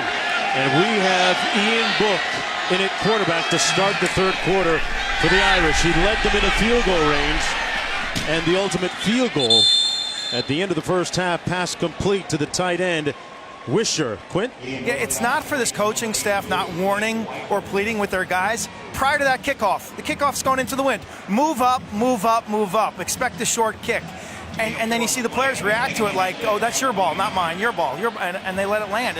Amazing. Well, Q, you know, when you have a layoff where you start the season, special teams, always an issue. Adams found the steam and got the first down with some determined running out to the 36. Greedy Williams making the tackle on the play. A 7-yard gain by Adams. And interesting, we haven't said Greedy Williams' name much here today. The All-American cornerback, number 29 for LSU, a lockdown corner. They run it inside this time. That was Josh Adams again. White making the tackle. But I guess we haven't said Greedy because they haven't tested him. Look, you know, both quarterbacks have had some issues throwing the ball down the field. And part of the issue has been protection, but they're also missing some opportunities, some good receivers as well. So Greedy hasn't been able to gobble up some things. Yeah, 5 interceptions on the season, tops on the team. Notre Dame running, and Adams tackled at the 42-yard line. It'll be third down coming up. You know, Josh Adams, to go old school, there's a little bit of Eric Dickerson in him. I like that. You know, tall, rangy running back, runs a little bit upright, great speed, 6'2", 6'2 and a half, if you will. You know, he had 7 runs, over 60 yards this season. He's due to break one. If he gets a little bit of a crack, he can go. Yeah, Brian Kelly told us that he's the hardest working star player he's ever had. Third down and 4. Book literally running in circles and then finds a receiver complete for the first down at the 48. That's Durham Smythe, who recovered that kickoff a moment ago before LSU could. Yeah, and Smythe is a guy who has worked really, really hard to make himself into an NFL prospect, and he is one now. I mean, that wasn't the case a couple years ago, but now he is legitimately an NFL prospect. Adams again. They try and pound away. He makes it down to the 48. Rashard Lawrence with the tackle on the play. A 5-yard gain by Adams. I do like what Brian Kelly has decided here. He's got the threat of Book throwing the ball, and he's got that left side of the line. And there's none better in college football. You talk about McGlinchey over there and Nelson over there, 2 first-round picks, and he's got behind him and he's running the football. This time it's going to be Book running it to the other side. Broke a tackle, makes it down to the 45-yard line, about 2 yards shy of that first down. Back to Josh Adams in a visit with him yesterday. Notre Dame won 4 games last year. He said, Josh, what were you doing last year at this time? He said, man, I was watching football games on television. This team and program have come a long way in 12 months. Tony Jones now in a tailback. Adams on the sidelines. LSU trying to get lined up. Book going to pass on the bootleg. First down complete to Wisher. And a tackle made just shy of the 35 by Tyler Taylor, one of those freshman starting linebackers, but a gain of 10, Rod. They're doing a good job of mixing up things this series. Run left behind, you know, your 2 big linemen. Use Book to throw the ball a little bit. But that left side of the line, those 2 guys, they've been like brothers for years. You know, and look how much they've played together. Over 800 snaps together, lining up next to each other. 3 sacks? Yeah. Put that into perspective. 3 allowed. Yep. That's crazy. On 1st and 10, Book surveying. Comes underneath to Michael Young. And Young pushed out of bounds at about the 35. See all the time he had, the protection. Nothing was coming from that left side. And Book didn't even have to worry about his blind side. He had a lot of protection back over there. Yeah. As we see that there's one player down that looks like that's Alexander. This LSU defense already missing several key players on that side of the ball. Donnie Alexander, Arden Key, a couple of NFL guys. We're going to take a short timeout and come back on the other side. Stick around. The Citrus Bowl on ABC, presented by Overton's. Overton's, America's marine and water sports superstore. In part by your local Lexus dealer. Make this a December to remember. At Franklin American Mortgage, it all begins with home. Look at some of the parade festivities yesterday. Part of the great happenings surrounding the Citrus Bowl. Weren't the Grand Marshals Lou Holtz and Michael Clayton? Yes. Nice. Tony Jones in a tailback. Book keeps it and has a little bit of room. Great move and got the first down. All the way to the 26-yard line. A missed tackle costly by Dante Jackson of the Tigers' 10-yard gain. Yeah, Jackson missed that tackle right in front of his defensive coordinator, Dave Aranda. That's the 11th play of the drive, and Aranda, again, is working shorthanded. 3 starting linebackers out, but his freshmen, there he is. His freshmen have played pretty well in this ball game. 1st and 10, Young in motion. They run it into the boundary. That's Jones, a flag down on the play. Jones broke a couple of tackles. Boy, what a run. Impressive the way he finished that off. And it's coming back.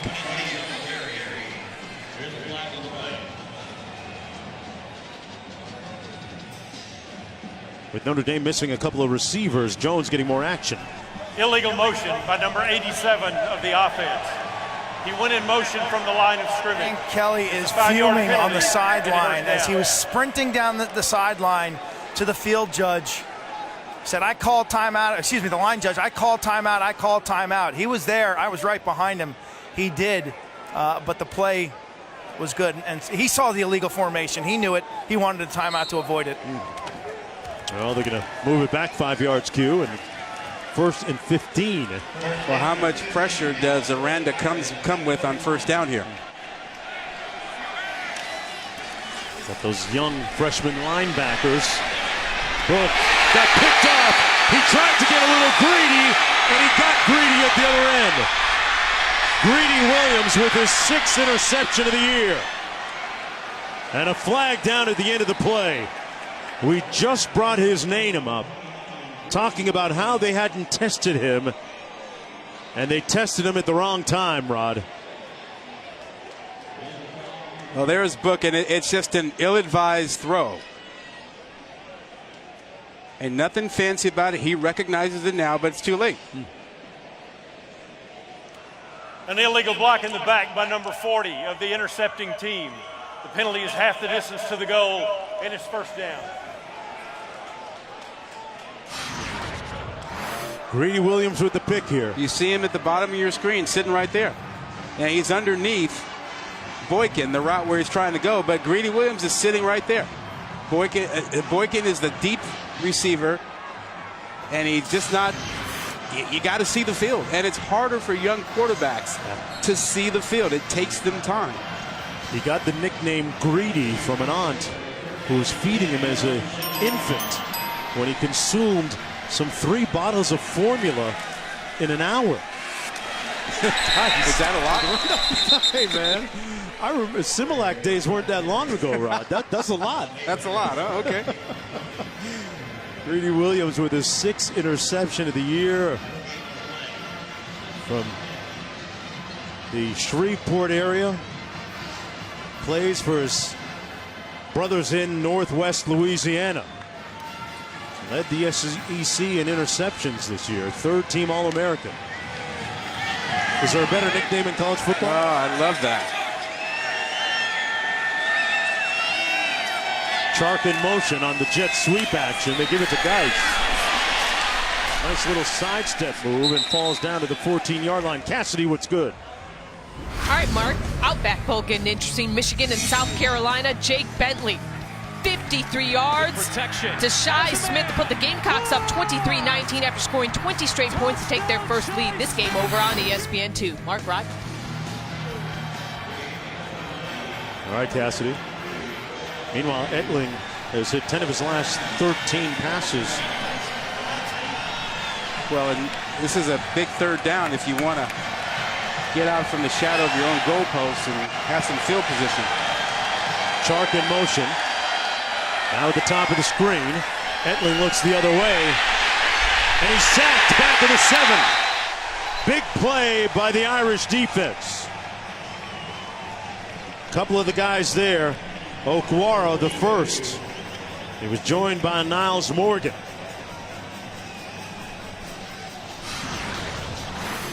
Now he's trying to go to Gage in the middle of the field, and he sees that at the last second. He's covered and he can't throw it.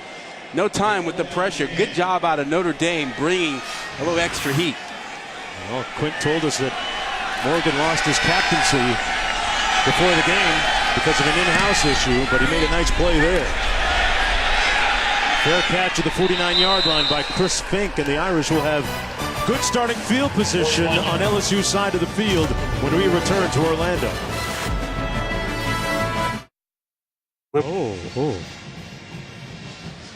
Well, tonight is the college football playoff semifinals on ESPN. First up at 5 o'clock, number 2 Oklahoma, number 3 Georgia, kicking things off the college football playoff at the Rose Bowl game presented by Northwestern Mutual. Then at 8:45, number 1 Clemson, number 4 Alabama, college football playoff at the All-State Sugar Bowl from New Orleans. Look at some of the hot topics on Overton's overlook of those two games. This is Book into field goal range at the 34-yard line. Dante Jackson making the tackle on the 15-yard gain. Misdirection play really confused those young linebackers. Again, we talked about that. 3 starters out, and where are your eyes? And that misdirection pulled them completely away to the left, and that play was run back to their right. Book on the bootleg. Adams broke a tackle. Boy, he put it on spin cycle down to the 30. Quint? Rod, I'm standing in the right end zone, pretending I'm basically in the LSU secondary, and there's a lot of conflicting data visually, whether it's pullers, tight ends scraping across the formation, a quarterback faking and moving. The misdirection in the second half has led to some missed assignments. Well, you got young linebackers, Q, and you see misdirection, and you look at the ball, you're confused, and a lot of these guys have had that issue on this drive in particular. Little jet sweep, now reverse. They're going to throw it after all that. Pass complete. A lot of moving parts, Rod, and no yards to account for it. Tony Jones brought down immediately by Dante Jackson. Well, look, when you run a trick play like that, don't you want to throw it down the field? I mean, that's a lot of work to make a 5-yard pass. You do that, you want to air that out. That's a negative 2 yards on that play. There's Dave Aranda. He's one of the hottest defensive coordinators in the game. He gets job offers every time he wakes up, His defense doing a nice job so far, limiting the Irish to 3 points. Tony Jones on a reception. Tackled just shy of the 30-yard line by Greg Gilmore. Gilmore out of Hope Mills, North Carolina, the senior. There's several seniors playing their final game for the Tigers. Quint? This is right on the edge of a Notre Dame field goal range. The wind is slightly at his back. Right now it's going to push this kick towards the TV booth to the right. But he's got to hit this perfectly given the conditions. Lightly raining right now too, Mark. He's 13 of 17 on the year. Made one earlier from 46. This one from 49. Justin Yoon. And it's true. 2 for 2 from outside 40 yards. And the Irish within a point of tying LSU.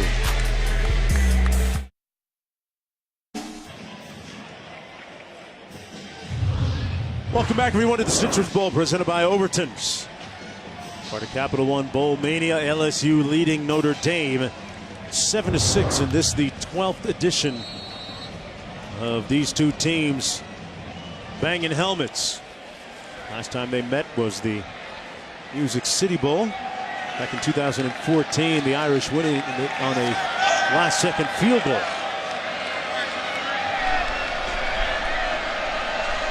Number 39.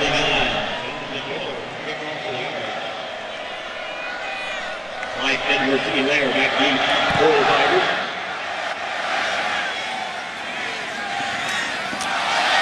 Edwards-Helaire, and they're going to start things off on the 25-yard line. First down and 10. Well, wild card weekend beginning of Saturday at 4:20 Eastern time with the AFC matchup between the Titans and the Chiefs from Arrowhead on ABC and ESPN, also available on the ESPN app. Danny Etling has been pretty hot. Meanwhile, on the other side of the field, the book got picked off by Greedy Williams a few moments ago.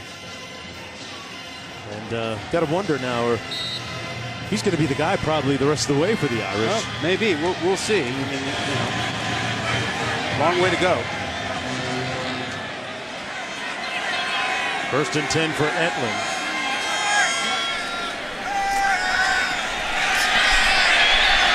They were waiting at home for Etling, and he scrambles for a pickup of 2. Tavon Coney making the tackle on the play.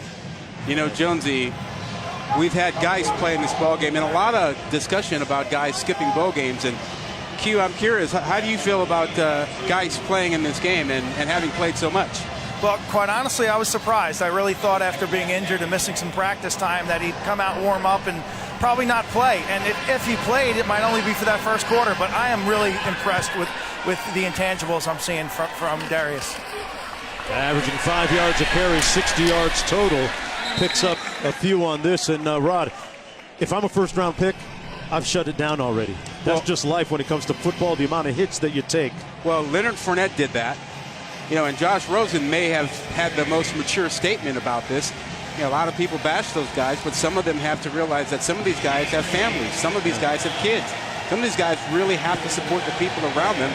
I think people should look at their story and see how football is affecting their life and make every situation an individual choice, not some, broad rule that should apply. Sure. It's a personal decision. Etling into traffic. Got him.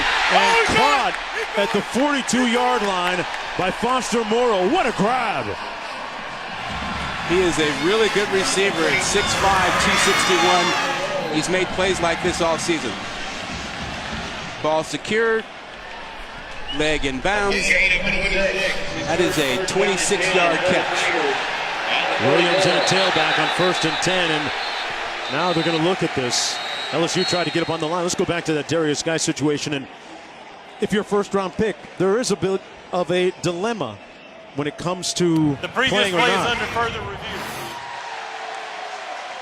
One more look at this first. So 2 things you want to check. Does he have control of the ball? Does he complete the process? Is he in bounds?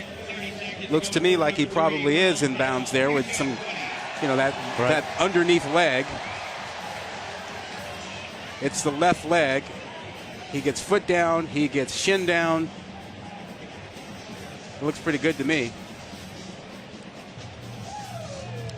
He gets foot down. Foot hits right there, and he's in bounds with control of the football. After further review, the ruling on the field is confirmed. Sometimes we don't even want to believe our lying eyes anymore. I know. Right? When you slow things down, you can get a little distortion, Moreau with a great catch. But we started. Dre made a living by slowing things down, right? It's like you show people walking in slow-mo. They look cool instead of being a bunch of squares, right? 1:09 to go here in the third quarter. Getting back to your point about skipping bowl games, there are some coaches who feel very strongly that players ought to play. And Orgeron is one of those guys. Williams on the carry, in for Geis. With a great sidestep. And Williams picks up a first down on a 12-yard gain. Coney making the tackle. Right now, Williams helping his team out. In for Geis. Under a minute to go here in the third quarter. Shark checking into the ball game, along with Moore. And Orgeron's point was like, hey, it's a team sport. You got to be loyal to your team. You got to play. And he is 100% against players skipping games. Now, I asked him about coaches leaving, and he said, it's different. They got a job. Yeah. And that's going to be Williams. And it doesn't stop coaches from moving on and collecting money. And Orgeron's view is not unbiased. He's got a financial interest in his own self, like a lot of coaches. I mean, he's got a $100,000 bonus riding on winning game number 10. Yeah. And that's the end of the third quarter of play. The Bayou Bengals leading by a point, 7-6. The Citrus Bowl, presented by Overton's, will continue, folks, after this message and a word from our ABC stations.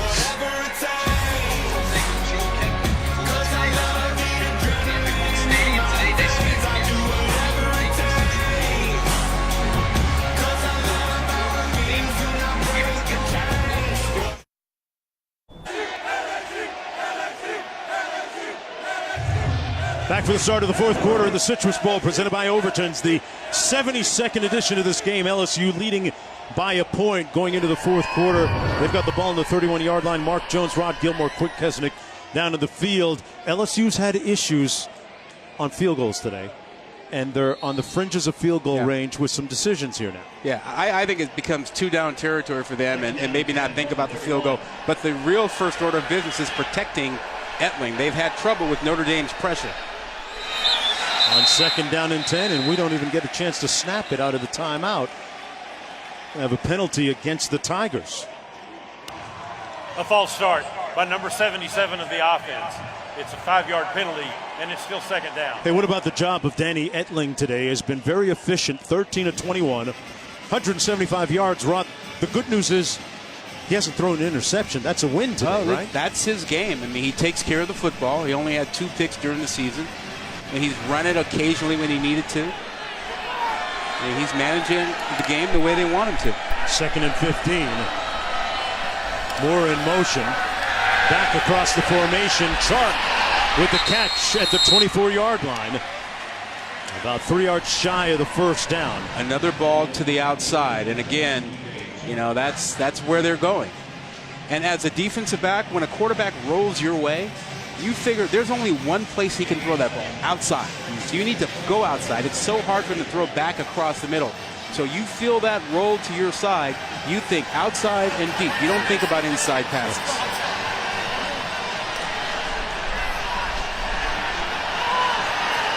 Chark with 4 catches for 55 yards after that last one.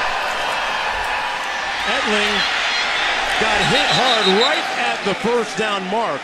Let's see if he got enough. Coney was there to hit him, along with Studsill. See what kind of spot they give him. Boy, Etling took a hit, Rod. He put his hat down, and it looks like he got enough for the first down. Yeah, not a fan of seeing your quarterback lower his shoulder and his head to try to pick up the first down there. That's a big hit he took there.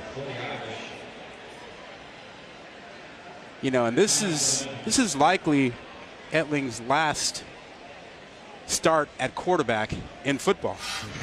I mean, he's not considered an NFL guy, at least by most experts anyway. So if this is his last start, he's certainly going out, leaving it all out there. He got his team a first down. Take one more look at the end of this run, and I was just going to say, as I watched that, Rod, we haven't had a targeting call today, which is rare when you look at the type of season and the increase in the amount of targeting calls so far. I'm not saying that they're looking at targeting here, but we haven't had one. They're looking at the spot. Yeah, looking at the spot. They gave him a first down on the spot. Geis back in the game for LSU. There he is, number 5. Back-to-back 1,000-yard rushing seasons. Chark this time on the catch. About 2 yards short of the first down. Julian Love making the tackle for Notre Dame as LSU in the red zone. Smart play. Etling realized that the corner on that side was laying off very, very far from his receiver Chark and just raised up and picked up the yardage. If you're going to give me that, I'm going to take it because I can't go broke taking a little profit there. Well, Rod, you mentioned Etling. This being perhaps his last game. 5 years, 4 coaches, a couple of schools. In the penultimate moment of his career. 2nd and 2 against the Irish. Hands it off to Geis. Boy, guys breaking tackles all the way down to the 3. You kidding me?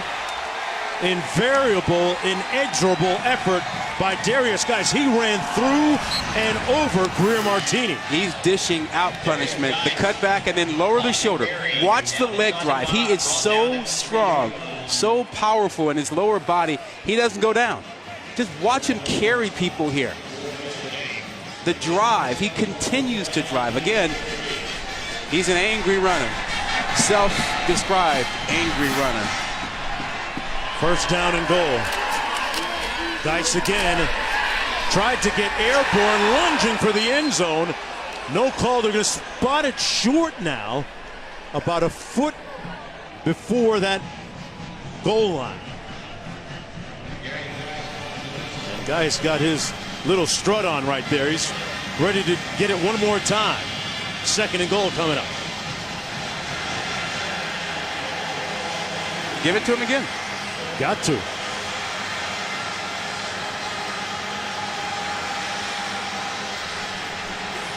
He's carried it the last 2 times.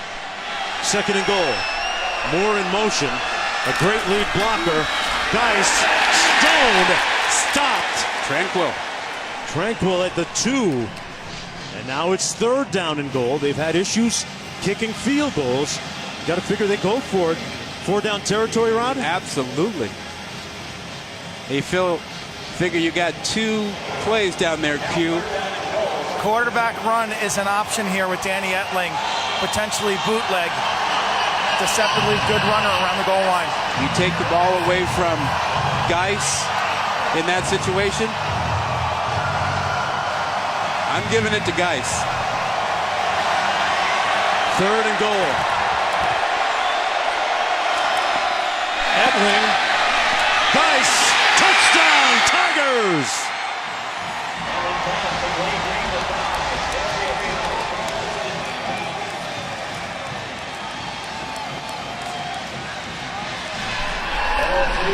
You were right, they gave it to Geis. He's pretty good, huh? And you start adding Sundays, catching the ball out of the backfield to what he does with running it.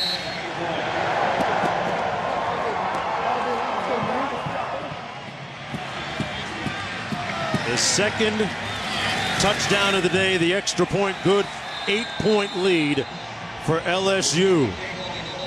Etling with a touchdown pass. How special of a year has it been when you have running backs like Geis, Barkley, Bryce Love, Jones? Offside, number 27 of the defense. The penalty is declined. Points are good. Darius Geis with the touchdown catch. As they say down in Baton Rouge, Geis rhymes with red beans and rice. And Etling's mom and dad enjoying the moment. Back to Orlando after this.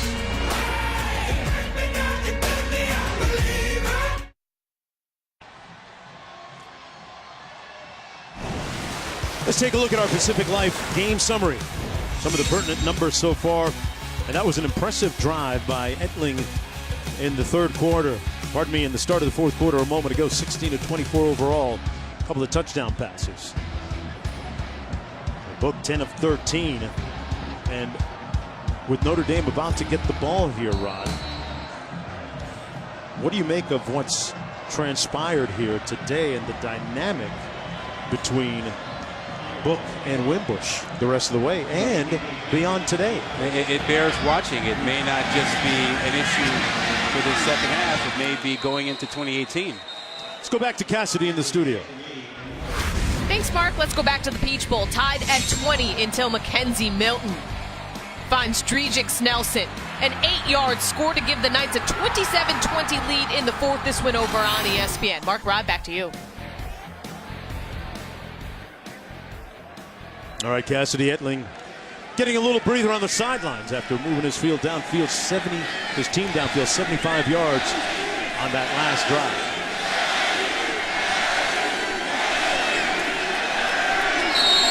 Dexter Williams in a tailback now for Notre Dame.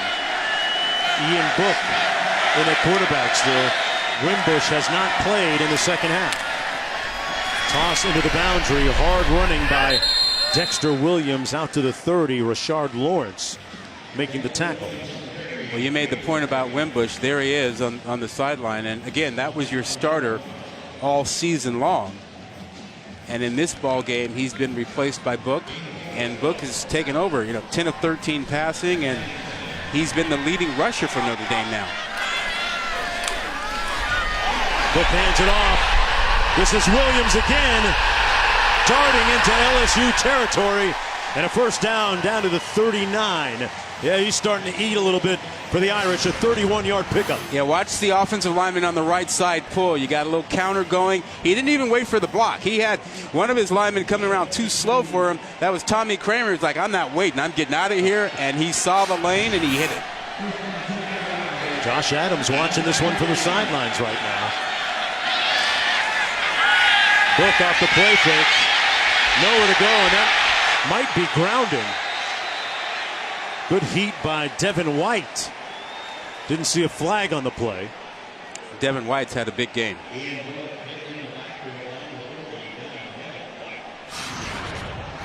White has caused a lot of the pressure today that LSU has brought.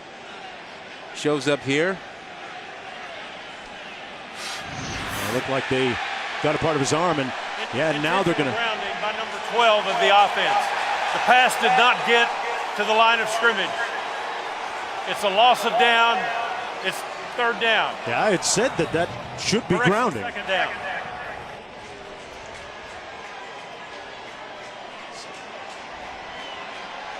Well, they're going to lose it down now, and a loss of 13 with the penalty.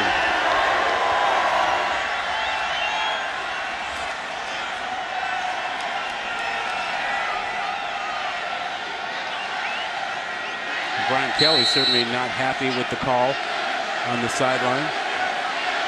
He's been working those officials all afternoon. I'm wondering if he was arguing, hey, my guy was hit.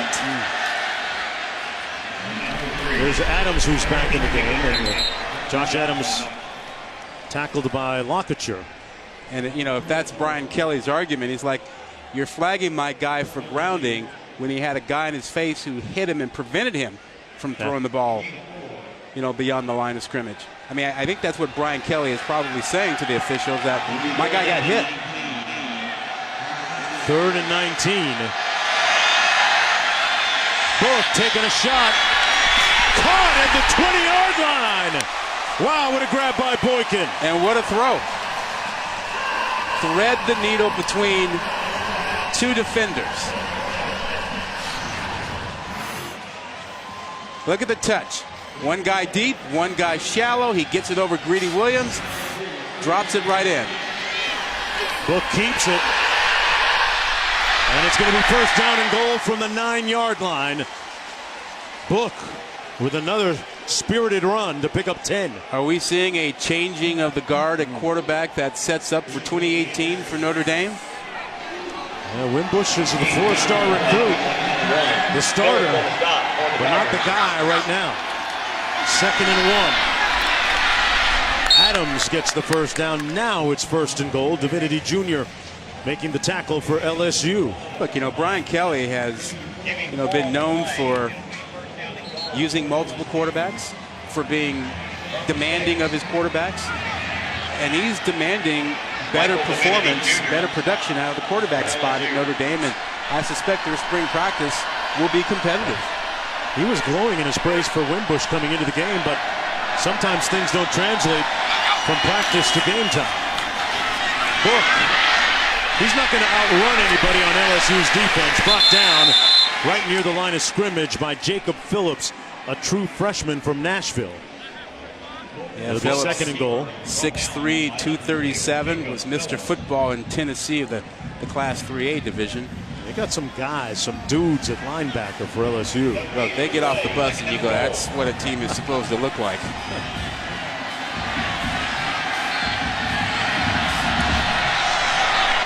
Second and goal. 2 tight ends, 2 receivers. Book looking back the other way, but coverage batted down nicely at the last second by Ray Thornton. one of those true freshman linebackers, getting some reps in the absence of Key and Alexander. He underthrew it. He had plenty of time and plenty of space. He just got this a little bit short. You got to get it over towards the corner and let your receiver Smythe go get it. Instead, it's a little bit short. Tried to be too perfect with it. Third down and goal. Ball at the 6. Empty formation. 5 receivers for Ian Book.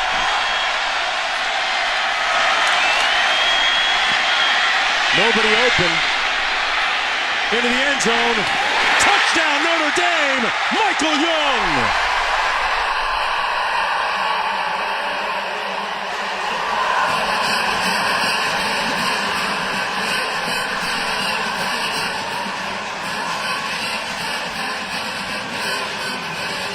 Book with just his 3rd touchdown pass of the season, coming at a very opportune time. Well, that one was spectacular. He was patient. He bought time. He surveyed the field. He found Young in the back of the end zone. And, you know, you get to the 4th quarter, that's when you should be going for 2. And this is the right decision. Some coaches chase 2-point conversions too early, and it comes back to bite them. But when you're in the 4th quarter, all good. Go for 2 whenever you like. Irish trying to tie it up here.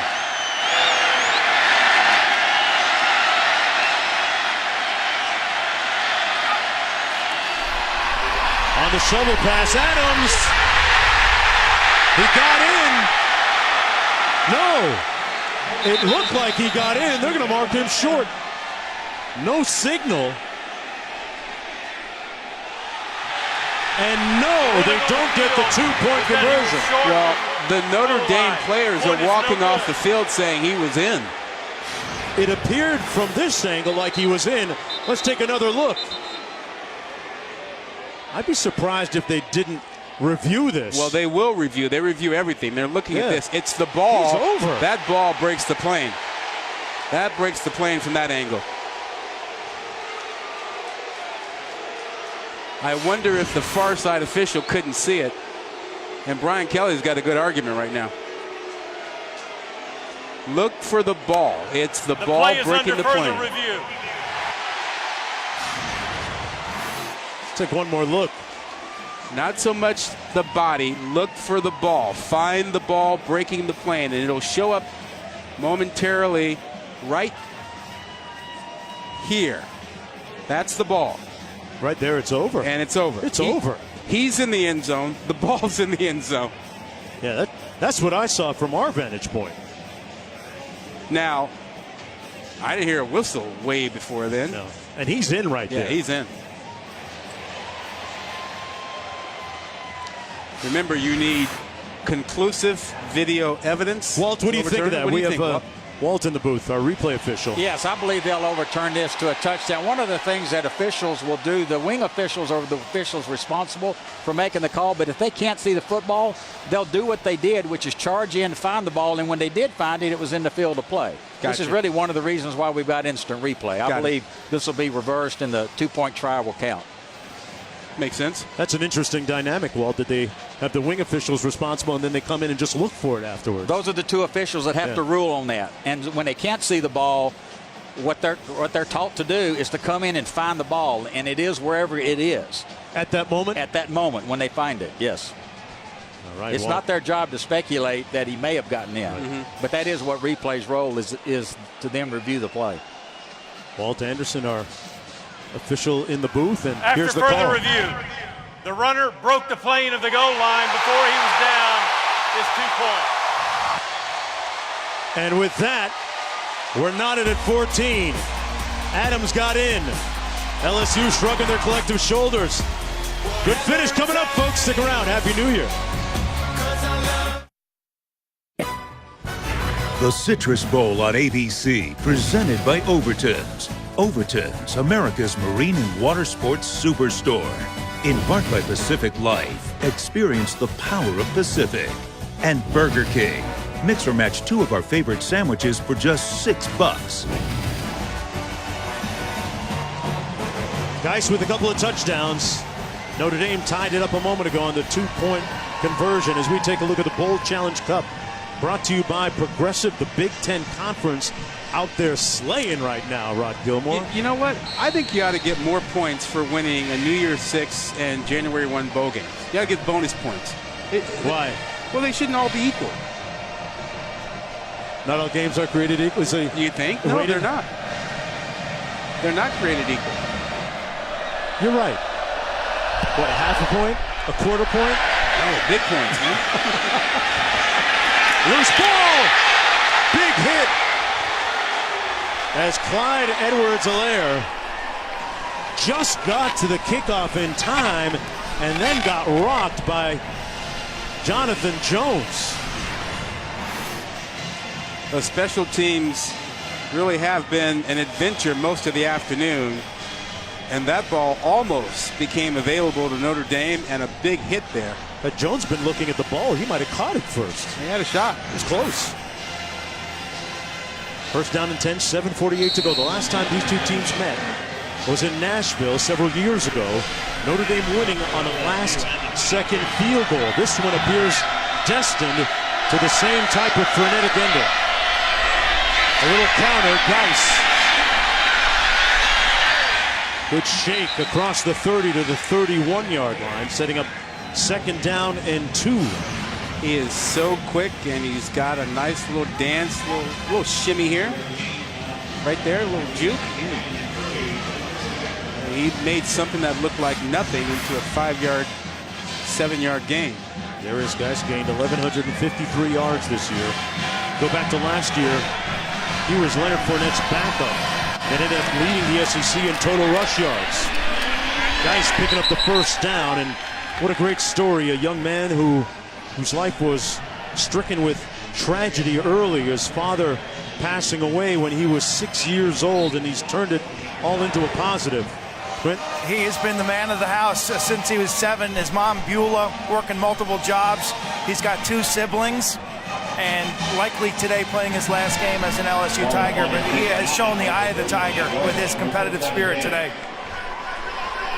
Well, great job, Q. First down and 10.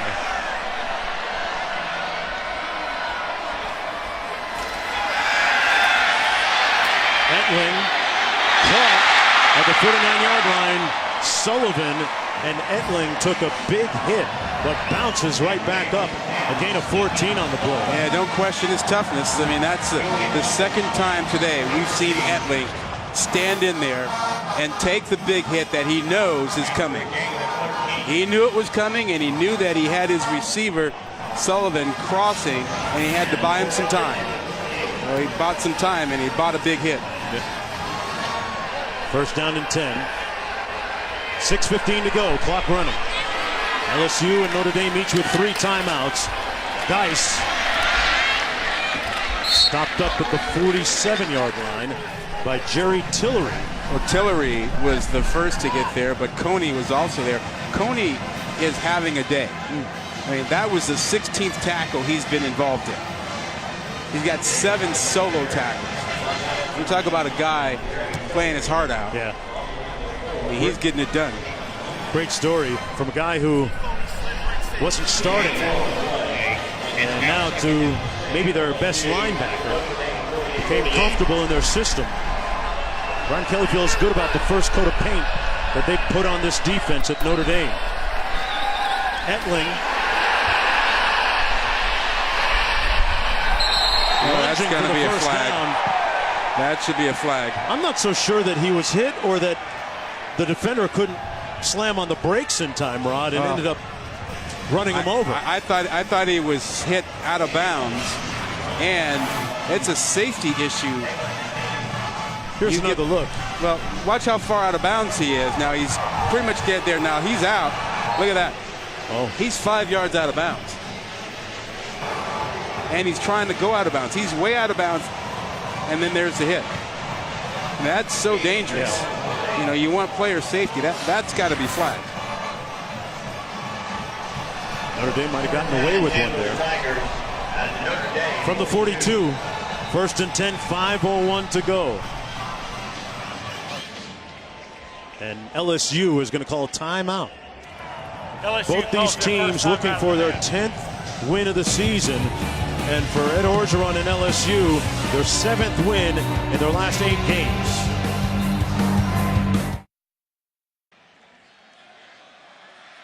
Let's have a look at our Pacific Life game summary. Our game summary brought to you by Pacific Life. Darius Geis with a couple of receiving touchdowns in this game. He's been pretty spectacular. A couple times out of the backfield, Edling managing the game, getting the ball to him, and then a little bit of good defense, and then poor defense, poor tackling, a big play. You get a big run out of Notre Dame, and a little bit of a spark from Ian Book.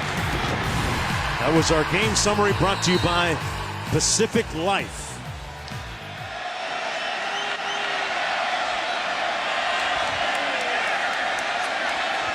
Darrell Williams taking a wildcat snap here. And he found a crease over the right side out to the 30-yard line.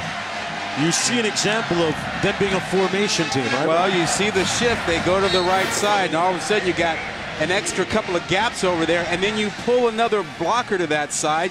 They get Notre Dame outnumbered over there, and it's a nice run by Williams. All that shifting and motion makes the defense think, and you try to get lined up, and you don't always cover every gap. Williams again going to take the direct snap. Trying the same side. Cut it back and a yard outside of field goal range, although field goal range is an operative term right now. It's a fluid term. Don't forget tonight, Rose Bowl game. Oklahoma, Georgia, Clemson, Alabama. After that, the All-State Sugar Bowl. Rose Bowl game presented by Northwestern Mutual. 2nd and 6 year. Can't wait for those games. I can ask you who you like at some point. This is what it looks like right there in Pasadena. There is nothing like going to a Rose Bowl game. It is an iconic stadium, great views, and usually a fantastic game. 2nd and 6. Etling on the bootleg, complete. That's Morrow breaking a couple tackles inside the 10. It'll be 1st and goal for the Tigers with 3:41 to go. LSU again confusing the defense a little bit. You see the adjustment by the Notre Dame guys trying to get lined up. Who's got what gap? Who's got what gap?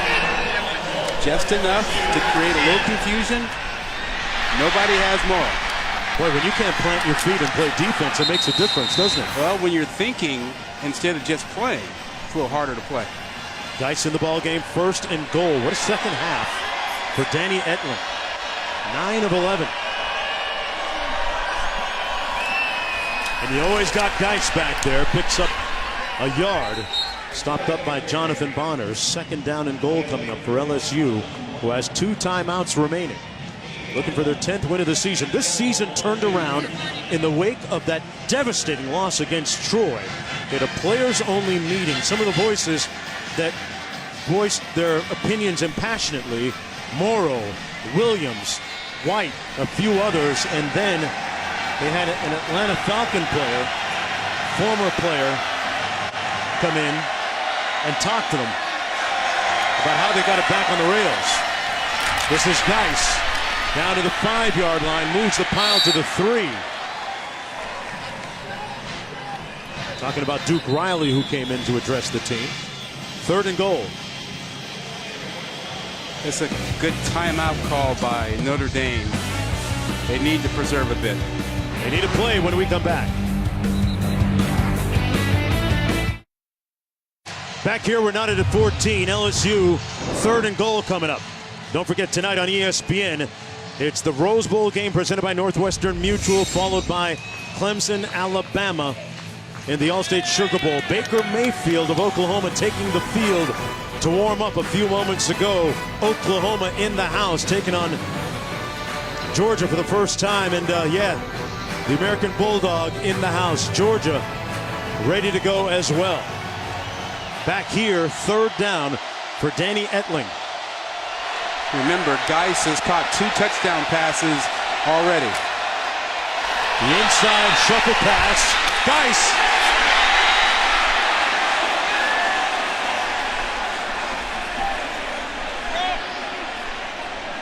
No signal. 4th and goal. Short at the goal line. And you got to guess they're going to go for it. Well, and that's a pass. We'll be checking to see, did he get in? Did he break the plane? Did a knee hit the ground before that ball got to the goal line? Second timeout of the half. Please put 2:07 on the clock. It's not the arm.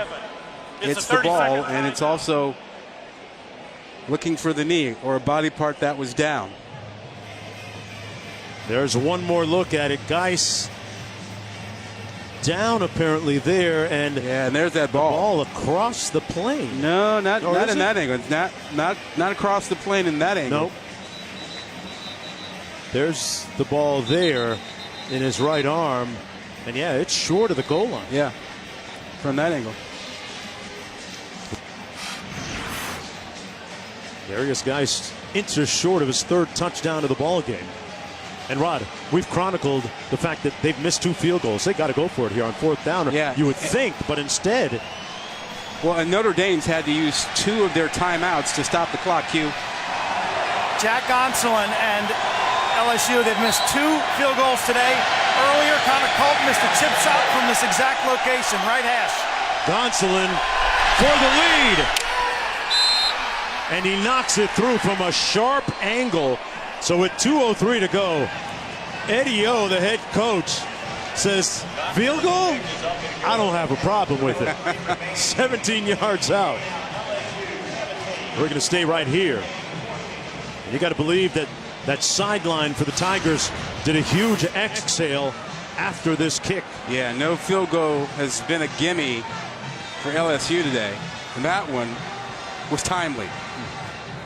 Even Geis. And you think about Notre Dame here in this situation, Jonesy, they had to burn 2 of their 3 timeouts to stop the clock on that drive to try to preserve the clock from being run down to a number that just wouldn't work for them. Now you got 2:03, but you're down to 1 timeout. Well, the story of the second half for Notre Dame has been the fact that Ian Book has been the quarterback the entire way.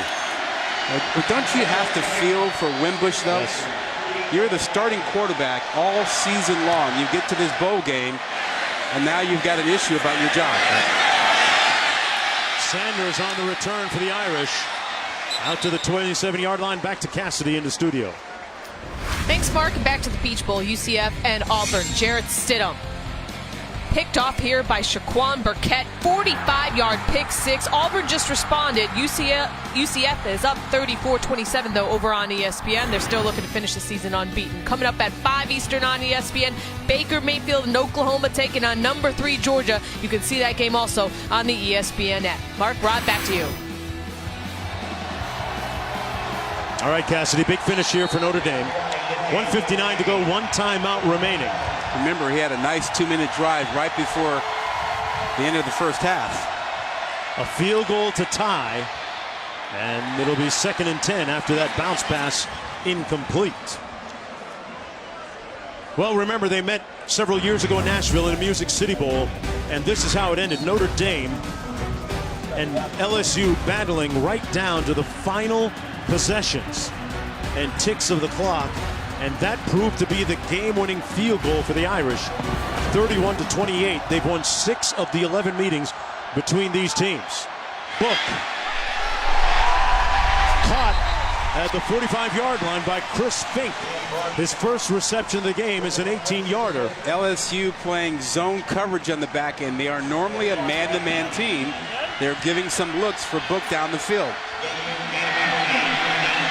Book, coverage on the end. What a grab! Boykin still on his feet! Happy New Year, Irish!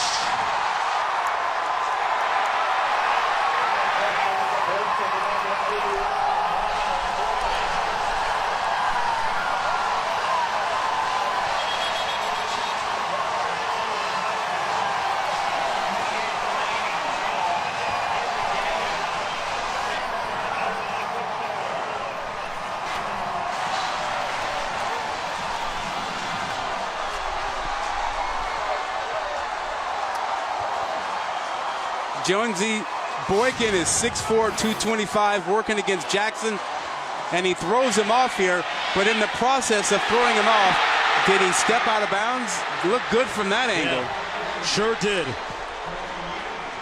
He appeared to stay in bounds. And an incredible catch, a career-long reception by Miles Boykin, the extra point good, and the Irish take a 4-point lead. An implausible, improbable finish here. Well, LSU was trying to stay away from man coverage to avoid issues like this. They had been playing zone, but they went back to who they are. And Jackson against Boykin seemed like a good matchup, except for the size and leaping ability of Boykin. And then he throws Jackson out of the way, and you got yourself a big, big score for the Irish. And what do you say about Ian Book? Put that ball in the range of Boykin's catching perimeter, an area, so that he could make a play, and that is as good a catch as we've seen all season under these circumstances, Rod. Well, what a day. What a day. You think about Book being the backup all season long, and then stepping in today and taking advantage of the opportunity and making a case for himself as the Notre Dame quarterback, while Wimbush, on the other hand, was the starter all season long and has set out the entire second half of this game. Wow. 21-17.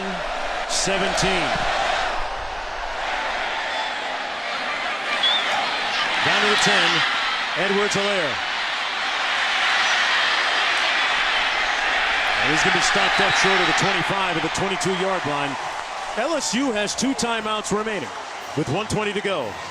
Tune into ESPN3 for the post-game trophy ceremony presented by Capital One immediately following the game. Hey, partner, about 3 hours ago you said, hey, these teams are motivated. Motivation for bowl games really matter. Any question? No doubt now. You look across the sideline, you see a big-time opponent.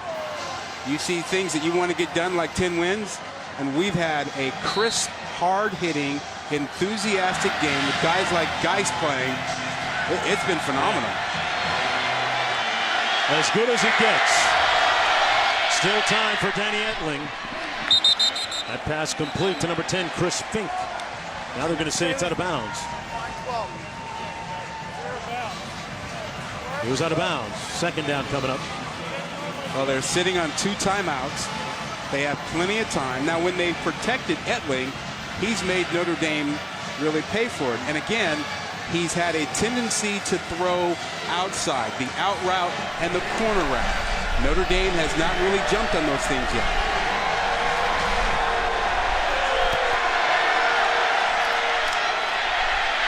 Etling one-on-one, incomplete.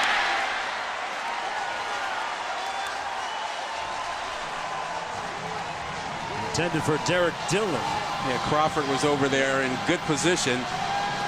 Didn't allow Dillon to get beyond him. And again, Notre Dame brought some pressure.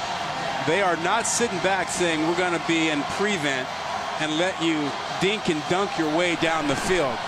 Mike Elko, their D coordinator, is being aggressive here. 3rd and 10.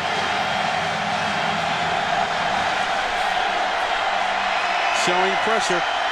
Williams in motion. Etling's going to have to take off. And he picked up the first down, got down 3 yards beyond the marker. Out to the 34. With 1:02 to go, they'll move the chains on the 11-yard run. Under a minute to play. There's that out. Oh, and he sat on it. Love coming up just a bit short. Yeah, Love was waiting on it. But it's the thing we've been talking about all day. As a defensive back, you start to read these patterns and understand the tendencies, and it's been to throw the out and throw the corner. And Love finally jumped on an out, and that's a pick 6 if he hangs on to it. What if you're Etling in the out and up right now? Does that work for you at all? It might. Yeah. We just haven't seen a lot of double moves out of LSU, you know, with those types of situations. Right. 2nd down and 10. They need a play. Blitz coming. Etling downfield. Incomplete at the 30-yard line. Chark couldn't get there, and it'll be 3rd and 10 to Troy Pride Jr. You know, covering for Notre Dame. Jones, you have to love this. You know, if you're a fan who's watched the games and you've seen prevent defense and you've been frustrated, you have to love how aggressive Notre Dame has been here. They've brought a linebacker blitz. They brought a safety blitz, a delayed blitz. They've gone man coverage. They are not saying, we're going to allow you to see if you can get down the field and we just won't let anybody get behind us. They're going after Etling. Play clock is at 5.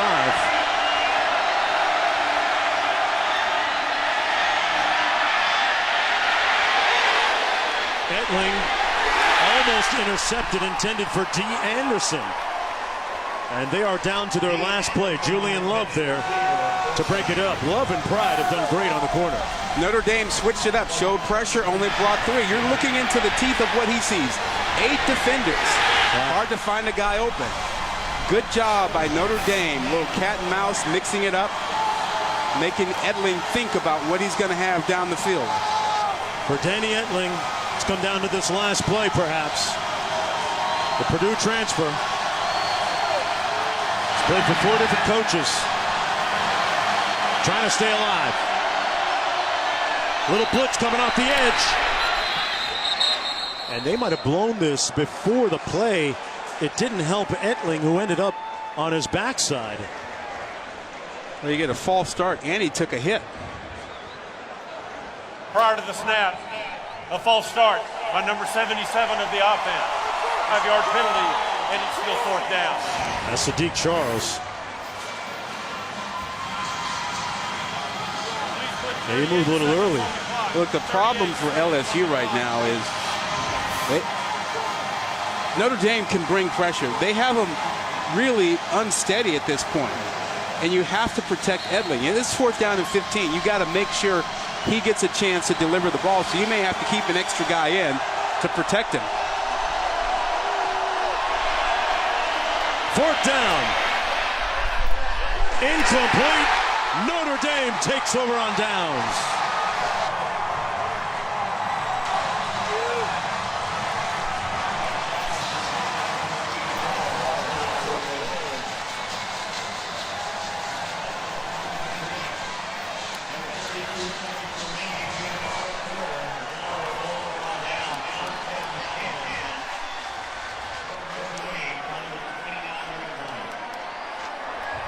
A year ago this time, Brian Kelly's team was at home.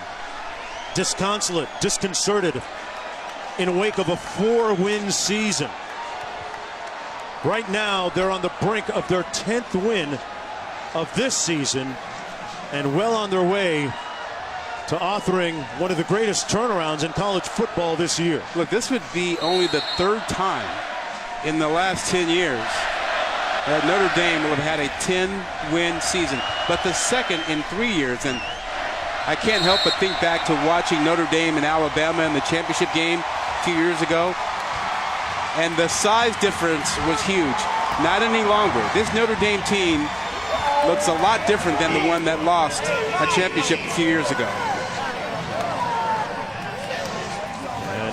And an ignominious, unceremonious ending for Danny Etling, the quarterback for LSU. Brian Kelly's team winning it 21-17. The big play made by Miles Boykin, and he is our Capital One player of the game. He had the game-winning 55-yard touchdown catch and run on a pass that seemed to be too high and out of his reach. As we go downstairs to Quinn with the game-winning quarterback, Ian Book. Ian, congratulations. What emotions were you dealing with in that second half? You know, we were staying calm as much as we could, but, you know, obviously it's such a great atmosphere, but we believe in our team, and we prepared so well, and the coaches got us ready, and, you know, we stayed calm, and everybody could do their job, and, you know, I got hats off to the 10 other guys on the offense. They made it, you know, they make it easy for me. So. What happened on the touchdown to Miles Boykin? The man is rangy, can't you tell? Amazing catch. He's been working his butt off all year, and he deserves this. That was awesome. What does a win over LSU and 10 wins on the season mean? Oh, it means so much. From last year, you know, we've been rebuilding since January, and to get 10 wins is, it just shows, our hard work paid off, and it's a great way to start off the new year. You're super composed and poised, Ian. Congratulations. Awesome. Thank you very Mark. much. What a game by Ian Book. Came off the bench in the second half to lead them to the win.